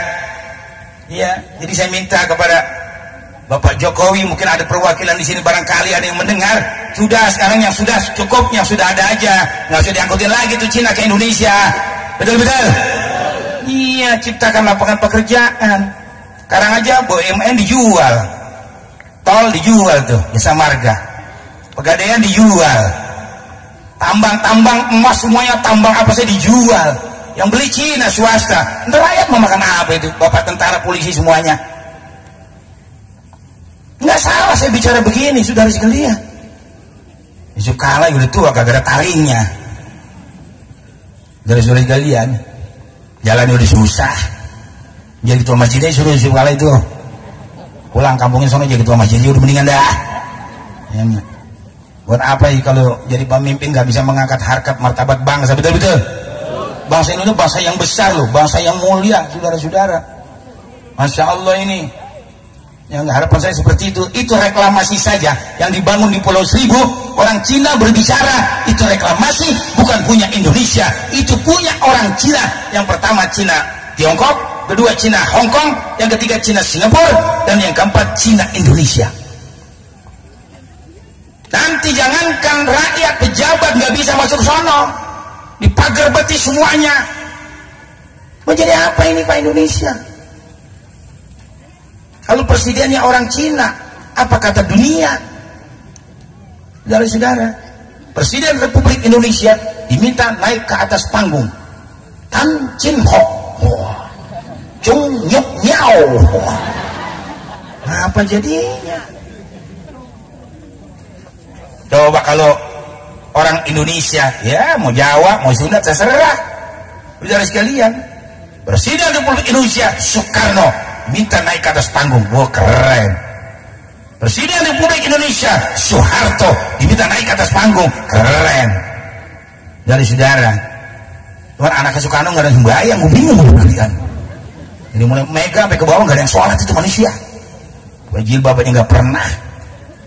Dia bisa lu hati-hati pilih partai. Amin. Woi, dengerin. Pilih pemimpin besok 2019, hati-hati. Coba titip aja melu nih.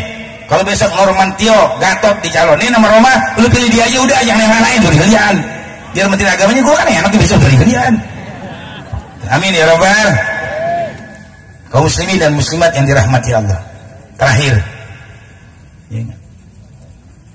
tentang kerasulan beliau Nabi ini, Yahudi sudah pada tahu, Nasrani tahu. Ada dalam Taurat, ada dalam Injil. Tapi mereka kepengennya Rasul terakhir dari bangsa mereka. Makanya kalau kita baca sejarah Mekah, nggak ada Yahudi, satu potong manusia nggak ada. Karena dia nggak suka sama Nabi yang terakhir. Orang Nasrani adanya di Yaman. Tuh, saudara-saudara kalian. Jadi Nabi terakhir itu di dalam kitab Taurat Perjanjian Lama diceritakan Tuhan datang dari Gunung Tursina, tempat Nabi Musa dapat wahyu. Terbit di Gunung Sir, tempat Nabi Isa alaihissalam mendapat wahyu. Gemerlapan cahayanya di Gunung Paran. Gunung Paran itu tempat Siti Hajar dan Nabi Ismail mencari air Zam-Zam. Berarti jelas Nabi yang terakhir namanya Muhammad lahir di kota suci Mekah, tanah haram. Itu Taurat Perjanjian Lama. Nah, jelaskan dalam Al-Quran, wa id akhadallahu mitsaqan nabiyyin lama ataitukum min kitabin wa hikmah. Ingatlah tatkala Allah mengambil sumpah mengadakan perjanjian kepada semua rasul dan nabi di dalam kitab Taurat dan Injil dan kitab-kitab sebelumnya. Tsumma ja'akum rasulun musaddiqul lima ma'akum la tu'minunna bi wa la tansurunna. Kemudian datang kepada kamu seorang rasul yang dimaksud Nabi Muhammad sallallahu alaihi wasallam yang membenarkan apa yang ada pada Taurat, yang membenarkan apa yang ada pada Injil, supaya kamu beriman, supaya kamu mau berjuang membela beliau Rasul. Maka disumpah lagi sama Allah, qala aqrartum wa akhadtum ala dzalikum isri qalu aqrarna. Apakah kalian siap hai para rasul, para nabi, aku sumpah, aku adakan perjanjian kalau nanti itu rasul yang diutus yang terakhir kau beriman dan mau menolong, qalu aqrarna, kami siap untuk membela dan memperjuangkan rasul yang terakhir. Begitu sumpahnya. Tapi Yahudinya kan akhirnya nggak mau, Nasrani nggak mau, saudara sekalian. Bahkan mereka orang-orang yang menjahati beliau Rasul. Waktu Nabi hijrah umur 12 tahun ke Syam, bertemu dengan seorang pendeta Buhairah. Buhairah menyelamatkan, tolong dibawa pulang saja anak ini. Ada apa dengan anakku, kata Abu Talib? Mau dibunuh sama Yahudi Nasrani. Dari mana kamu tahu? Yang aku tahu dalam Taurat dan Injil. Dan ini jalan Rasul, tadi batu sujud, pohonan semuanya sujud. Oh, sampai Abu Talib akhirnya dagang, tidak konsentrasi, pulang.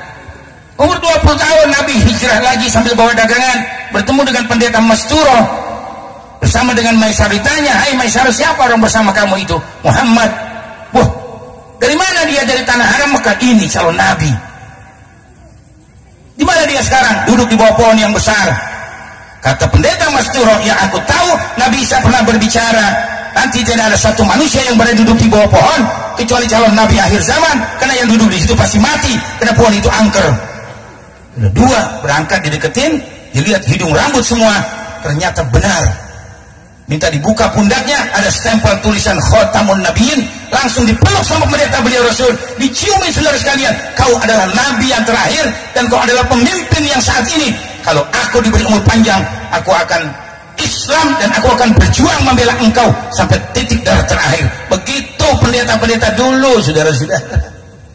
Sama dengan Islamnya Salman Al-Farisi. Dia belajar kepada seorang pendeta di Amuria. Dia tanya, nanti setelah engkau mati pendeta mana lagi? Sono belajar di Mosul. Belajar lagi ke Mosul, pendetanya mati.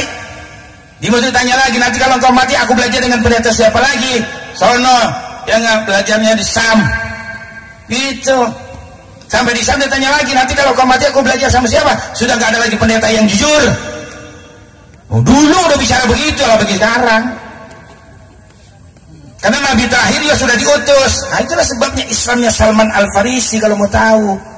Saudara-saudara, mana jujur mereka enggak. Nabi Isa enggak dibunuh, bohong. Wa ma qatalu wa ma salabu walakin subbiha lahum. Nabi Isa tidak dibunuh. Tuh belajar nahwu shorof, namanya emaknya Nafiah. Nabi Isa tidak dibunuh. Tuh, Nabi Isa tidak disalib. Yang dibunuh, yang disalib adalah Yudas. Satu di antara kaum Hawariyin yang berjumlah 14 orang. Ada yang mengatakan 27 orang dalam tafsir. Dialah yang disumpahkan, dialah yang dibunuh. Kalau emang itu benar Yudas yang dibunuh, apalagi Nabi Isa, mestinya gambar Yesus orang Arab Palestina. Yang sekarang lagi kacau nih gara-gara ibu kota dipindahin. Ini Donald Trump tuh sialan, bakalan sialan sebenarnya. Bikin dunia jadi kacau tuh manusia. Emang begitu presiden, kalau nggak disukai sama Yahudi begitu ya, nggak dipakai. Kalau yang disukai ya dipakai gitu dari kalian. Coba kalau mau tahu. Nah sekarang coba lihat gambar Yesus yang dijual di lampu merah kayak apa gambarnya? Rambutnya pirang, kulitnya bule. Kenapa bisa begitu? Karena yang ngerubah Injil orang Rom Katolik, orang bule. Jadi Tuhannya rambutnya pirang, rambut kulitnya bu. Kalau yang otak-ngatik Injil orang Jawa Timur sama Jawa Tengah, maka gambar Yesus tidak mustahil pakai belangkon. Udah gak ada yang ngepas dah. Udah Quran. Kayak apa arti Al-Quran? Al-Quran arti bacaan yang sempurna. Itu saudara-saudara. Jadi banyak ayat Al-Quran yang mengatakan Nabi diutus untuk seluruh umat manusia. Nabi diutus untuk rahmatan lil alamin. Udah jelas semua ayat Qurannya. Itu beliau Rasul. Jadi bukan sezaman, bukan seumat. Sampai hari kiamat beliau Rasul diutus oleh Allah seperti itu. Tapi silakan saja kata Allah, wa qulil haqqu mir rabbikum faman sya'al yu'min wa man sya'al yakfur. Katakan yang benar dari Allah, siapa mau beriman silakan, siapa yang mau kufur silakan. Kalau sudah ada nerakanya, sudah ada surganya, nggak usah khawatir. Jadi jelas semua dalam Al-Quran. Apalagi Nabi Isa menyampaikan jelas buat orang Ahmadiyah supaya paham. Wa mubasyiram bi rasuli ya'ti mim ba'di ismuhu Ahmad, bukan mim ba'di ismuhu Mirza Ghulam Ahmad, bukan. Mim ba'di ismuhu Ahmad artinya Nabi Muhammad yang diutus itu. Nabi Isa ngomongnya begitu. Mirza Ghulam Ahmad ini nabi. Orang India jadi nabi, kuci-kuci hutahe. Tumpah saai yumus tudai tumene jane sabeni dikai. Joget melulu memberi kalian. Makanya tuh Mirza Ghulam Ahmad mati di mana? Dalam kitab Tazkirah ditulis tuh. Ya, mati di Cubluk, kalau mau tahu. Orang sekarang nggak ngerti Cubluk ya, orang dulu ngerti. Saya orang Betawi. Di belakang rumah 30 meter ada lubang. Kasih karung goni. Nggak ada pintunya, nggak ada, cuma pas orang masuk doang. Kasih daun kelapa, ditaruh balok 2 situ, lubang. Siapa yang mau berak nongkrong di situ, langsung plung jatuh ke dalam. Dari sekalian. Nah rupanya Mirza Ghulam Ahmad ini orangnya gede tinggi, dia berak di situ, tuh balok udah keropos makan rayap. Begitu dia nongkrong berak, patah baloknya nyemplung ke Cubluk. Dari sekalian 2 minggu bangkainya baru ketahuan tuh yang namanya Mirza Ghulam Ahmad, biar tahu. Wah, ada yang SMS sama saya orang Ahmadiyah. Apa? Pastor Edang marah-marah dulu sama saya. Ngomong apa katanya Kiai? Bilang pastor itu nggak kawin, menyabuh. Emang bener. Kalau kita aja udah 60 tahun nggak kuat kalau sekali nggak nyambur sama bini. Kalau pastor masih muda, duit banyak, fasilitas cukup, masa nggak kawin, dan bertentangan dengan fitrahnya. manusia yang Allah ciptakan, karena perempuan diciptakan buat laki-laki, buat perempuan. Saudara sekalian, saya pernah debat pastor begitu. Nanti kalau bapak ingin melampiaskan hawa nafsu, kemana dibuangnya? Gampang deh, bisa tiap malam di mana aja, begitu kalian. Pastor ngomong begitu sama saya. Kayaknya agama yang benar dari Islam. Waktu Nabi haji wada, al yauma akmaltu lakum dinakum wa atmamtu alaikum nikmati wa raditu lakumul Islam madinah. Itu sebelum 70 hari Nabi meninggal. Baca tafsir Hozin, tafsir semua yang sama. Ada yang mengatakan 80 hari sebelum Nabi meninggal turun ayat ini. Pada hari ini aku sempurnakan buat kamu agama kamu, aku cukupkan nikmatku buat kamu, dan aku redho hanya Islam sebagai agama buat kamu. Dan Islam agama praktek. Wah, ada dibilang wali kagak sembahyang. Paul. Bilang wali nggak sembahyang. Banyak ini, hati-hati saudara kalian. Yang ngaji sembarang udah ngaji sama ustad tuh. Ya enggak. Iman, Islam, ihsan. Iman, Islam, udah. Iman akidah, Islam syariah, ihsan adab. Adab sama Allah, adab kepada sama kita. Saling menghargai dan menghormati. Dah. Terakhir. Lahirlah Nabi jadi anak-anak tuh, jadi anak yatim. Nabi jadi yatim umur berapa tahun? Yatim piatu umur 6 tahun, 2 tahun jadi yatim dalam kandungan. Ada Ustadz TV bilang katanya 2 tahun, goblok tuh Ustadz. Sama Mama Dede tanya lagi kayak tadi, gimana Mama? Suami saya kawin lagi diam-diam, haram. Kacau tuh orang. Orang laki kalau kawin nggak bilang katanya haram, samanya zina, goblok. Siapa yang ngasih Pak? Bapak-bapak mau kawin bilang sama bininya sampai botak sariawan lindung berbulu nggak ada ngizinin. Nggak ada orang perempuan yang ngizinin laki kawin lagi, tolol banget tuh manusia. Makanya izin bukan di tangan istri, nggak ada izin di tangan Allah.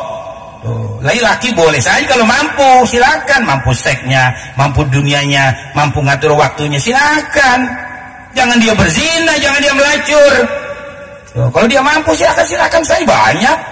Ya enggak, di kita ini dari mulai pejabat sampai ustadz yang bini 2-3 banyak. Jangan 7. Tuh bininya si Junaidi banyak katanya tuh, dan 6 7 kalian. Dulu ketua SBR bininya 7, ya jangan. 2 gua gempor lu. Tiap malam lu pakai dah, pindah sana, pindah sini, pindah sana, pindah gempor.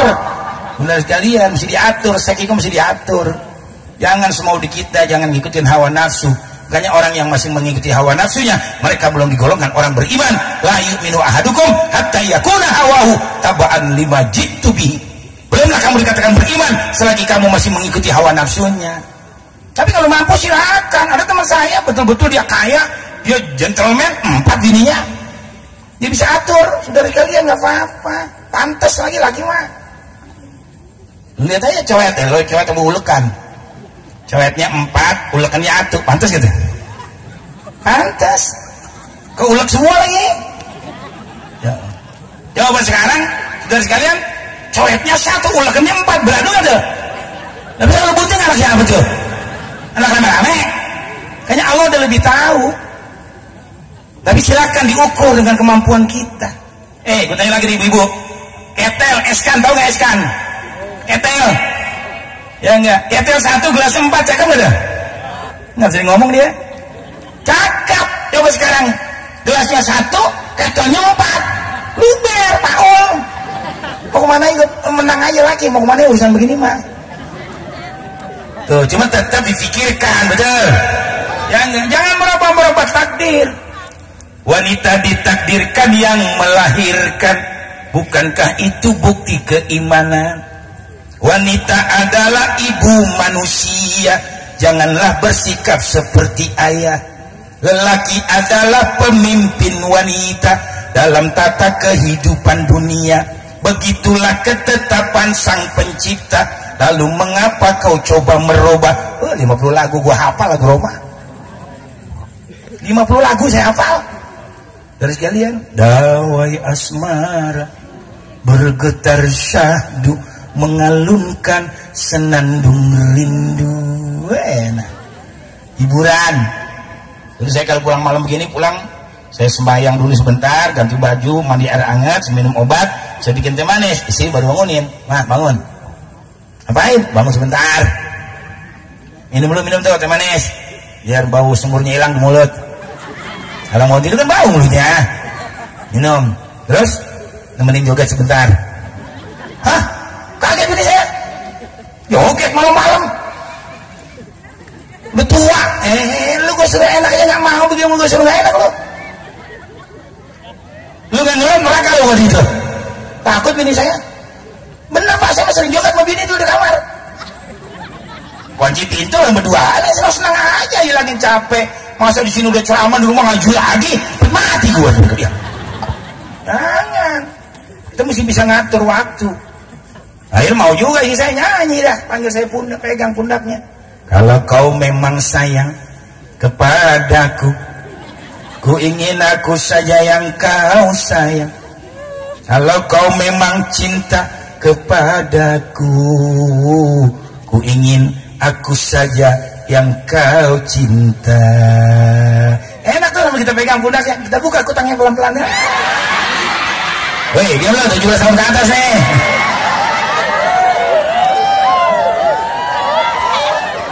Nikmatin hidup, betul-betul. Jalannya yang halal, yang baik. Itu. Terus kalian jangan ibadat melulu, jangan sekali-kali ada santainya. Lihat tinju, lihat bulu tangkis, jadi tahu pengetahuan. Lihat bola. Tuh, dari sekalian, siapa pemain termahal, siapa pemain hebat. Kita jadi punya perbandingan. Guys, saya minta begitu. Lihat Neymar dijual mahal, 2, berapa triliun tuh dijual. 2 triliun lebih tuh Neymar dibeli dari Real Madrid, sudah sekalian dia sama Prancis. Tuh, ya enggak. Ronaldo gajinya sebulan 10 miliar, setahun 120 miliar tuh. Belum lagi Liga, belum lagi pertandingan. Yang baru aja nih Indonesia, Ivan Dimas dibeli sama Malaysia, sebulan gajinya 370 juta. Loh, Ivan Dimas. Siapa? Ya Ivan Dimas namanya. Nama aja. Dari sekalian gua kan nonton tiap hari kalau dia lagi main itu. Evan Dimas dari kan 370 juta itu dibeli sama Malaysia. Kayaknya ustadz di sini biar pengajiannya berjalan, Islamnya hebat, ustadznya harus diperhatikan. Ngajar di majelis kasih 300.000, khutbah Jumat kasih 500.000. Makanya lu sembahyang bawa duit, Paul. Taruh di kotak situ, buka kotak 2,5 juta kasih ustadz 500. Jadi ustadz dakwanya enak. Khutbah Jumat gocap. Apa-apaan? Iya, ngajar 50, tahlil 15. Bini juga gerutu di rumah. Abah tadi tahlil, iya, mana amplopnya tuh? 15, Bah. Mudah-mudahan doa Abah kagak makbul. 15. Buka 250, Abah 250. Mudah-mudahan doa Abah makbul. Sama dari sekalian. Ya, saudara-saudara, jadi akhir Nabi jadi anak yatim, mesti hormatin anak ya. Jadi yang nggak punya duit, ya doain saja. Orang yang penting sayang sama yatim. Ya nggak, kita punya duit kita bagi, nggak punya duit ya kita doakan dia. Besok kita di surga kayak begini sama Nabi nih. Tuh, amin. Jadi nggak usah khawatir. Tadi udah dibilangin, ya sekecil apapun kita sedekah sama anak yatim. Bahkan kalau kita tidak sayang orang yang mendustakan agama itu termasuk. Ara'aital ladzi yukadzibu biddin fadzalikal ladzi yad'ul yatim wa la yahuddu 'ala ta'amil miskin. Hanya hidup nggak boleh sendirian, mesti bermasyarakat, berbangsa, bernegara. Tahukah kamu siapa orang yang mendustakan agama? Orang yang menghardik anak yatim, orang yang tidak peduli dengan orang-orang miskin. Itu saudara kalian, orang yang mendustakan agama. Yatim piatu malang nasibmu. Semoga Tuhan selalu melimpahkan rahmatnya padamu. Amin. Allahumma amin. Taleng-taleng. Yatim piatu, besarkan hatimu di dalam mengarungi hidup yang penuh tantangan ini. Amin. Allahumma amin. Saya suka lagi kalau nyanyi ginian. Saya yatim udah sarjana muda, sudah baru yatim saya, tapi sedih juga. Wahai semua kawan, atasmu kewajiban menyantuni mereka dan mengasihinya. La la la la la la la la la la la la. Wahai para hartawan, coba ulurkan tangan untuk membantu mereka dalam kehidupan. Sungguh engkau manusia yang tiada beriman bila pada mereka tak belas kasihan. Sungguh engkau manusia yang saya tuju mendustakan agama bila pada mereka engkau sia-sia. Tuh, Rawahu Roma Irama. Emang karangan dia udah bermutu semua. Dari sekalian, ini semua diambil dari Al-Quran. Saya waktu pulang dari Gontor tahun 78, kemudian saya mengajar, diserahkan yatim 12. Ponakan saya ada 10, bapaknya 2 meninggal itu. Yang 1 7, yang 1 3. Adik saya juga begitu. Saya besarkan, saya sekolahkan, kuliahkan. Hidup saya senang. Di dunia sudah senang hidup. Ya, senang itu bukan berarti duit banyak. Orang berkah itu belum tentu kaya, betul? Woi, orang kaya belum tentu berkah. Mana buktinya? Kita punya duit 200.000, ntar lapar beli sate ayam di jalanan, kenyang. Tuh berkah namanya, punya duit 200.000 Nah, orang punya duit 100 miliar, 200 miliar, ya enggak, boleh ngerampok dan lain sebagainya, dikasih penyakit jantung. Punya mobil nggak berani kencang, nggak berani makan daging kambing, darah tinggi. Dari sekalian, nggak berani makan durian, kencing manis, kena liver, jantung, paru-paru, ampak, bayangin modal pekerjaan. Apa artinya punya uang ratusan miliar? Makanya ada doa diajarkan, Allahumma rzuqna sehatan fit taqwa. Ya Allah, berikanlah aku rezeki sehat di dalam bertakwa. Wa tula umrin fi husni amal, minta panjang umur tapi dalam amal yang baik. Wa rizqan wasi'an la tu'adzibna alaih, minta rezeki yang banyak, jangan kau azab dengan sebab rezeki.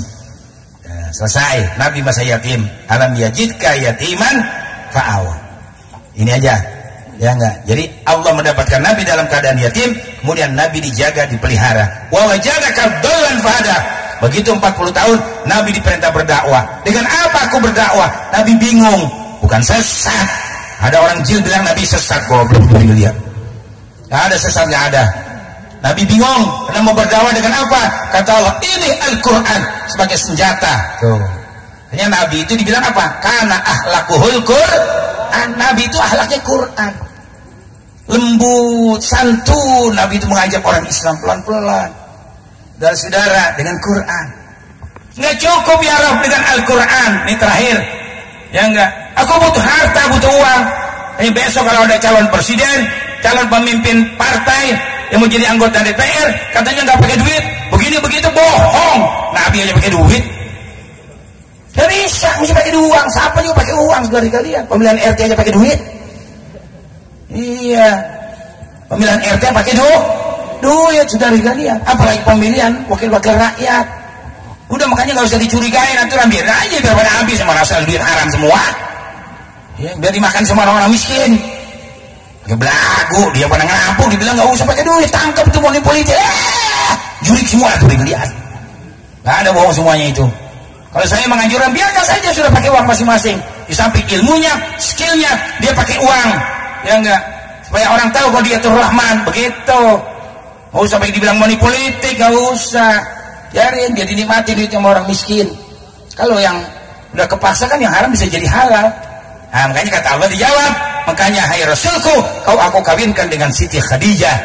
Bahwa jadaka ailan fagna, Allah dapatkan Nabi dalam keadaan miskin, lalu Allah beri kecukupan, di samping dia berdagang umur 20 sampai 25, ya enggak, kemudian beliau menikah dengan Siti Khadijah, harta dijadikan satu, semua untuk berdakwah. Begitu menghembuskan napas terakhir, tinggal lenjing ama lumpang batu, habis semua buat berdakwah.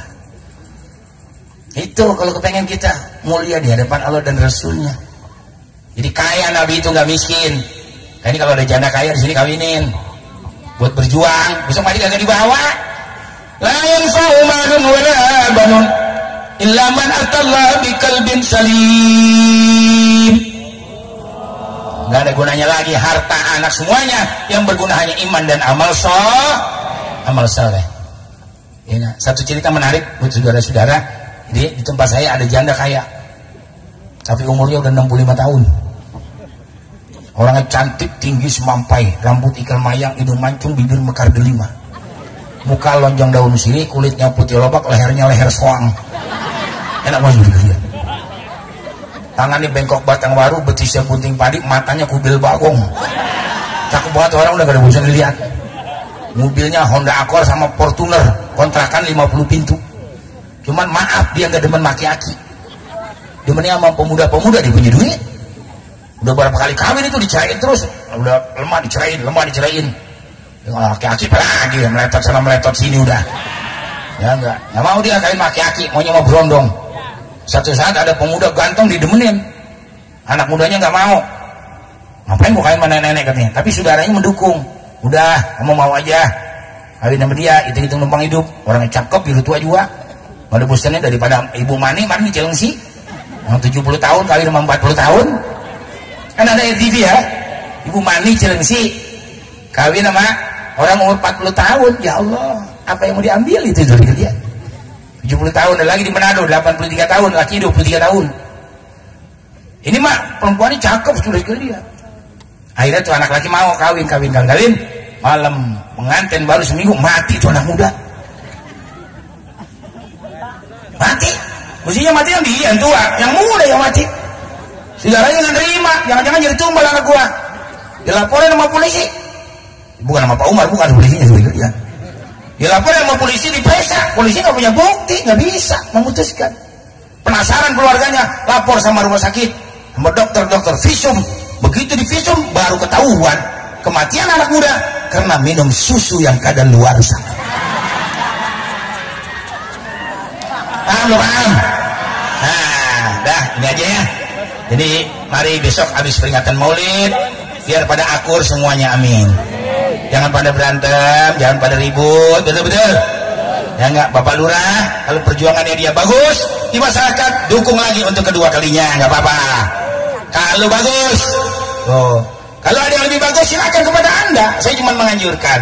Ya enggak, kalau ada lurah yang pengen jadi lurah, datang ke rumah Abu Hanifah, insya Allah jadi lurah.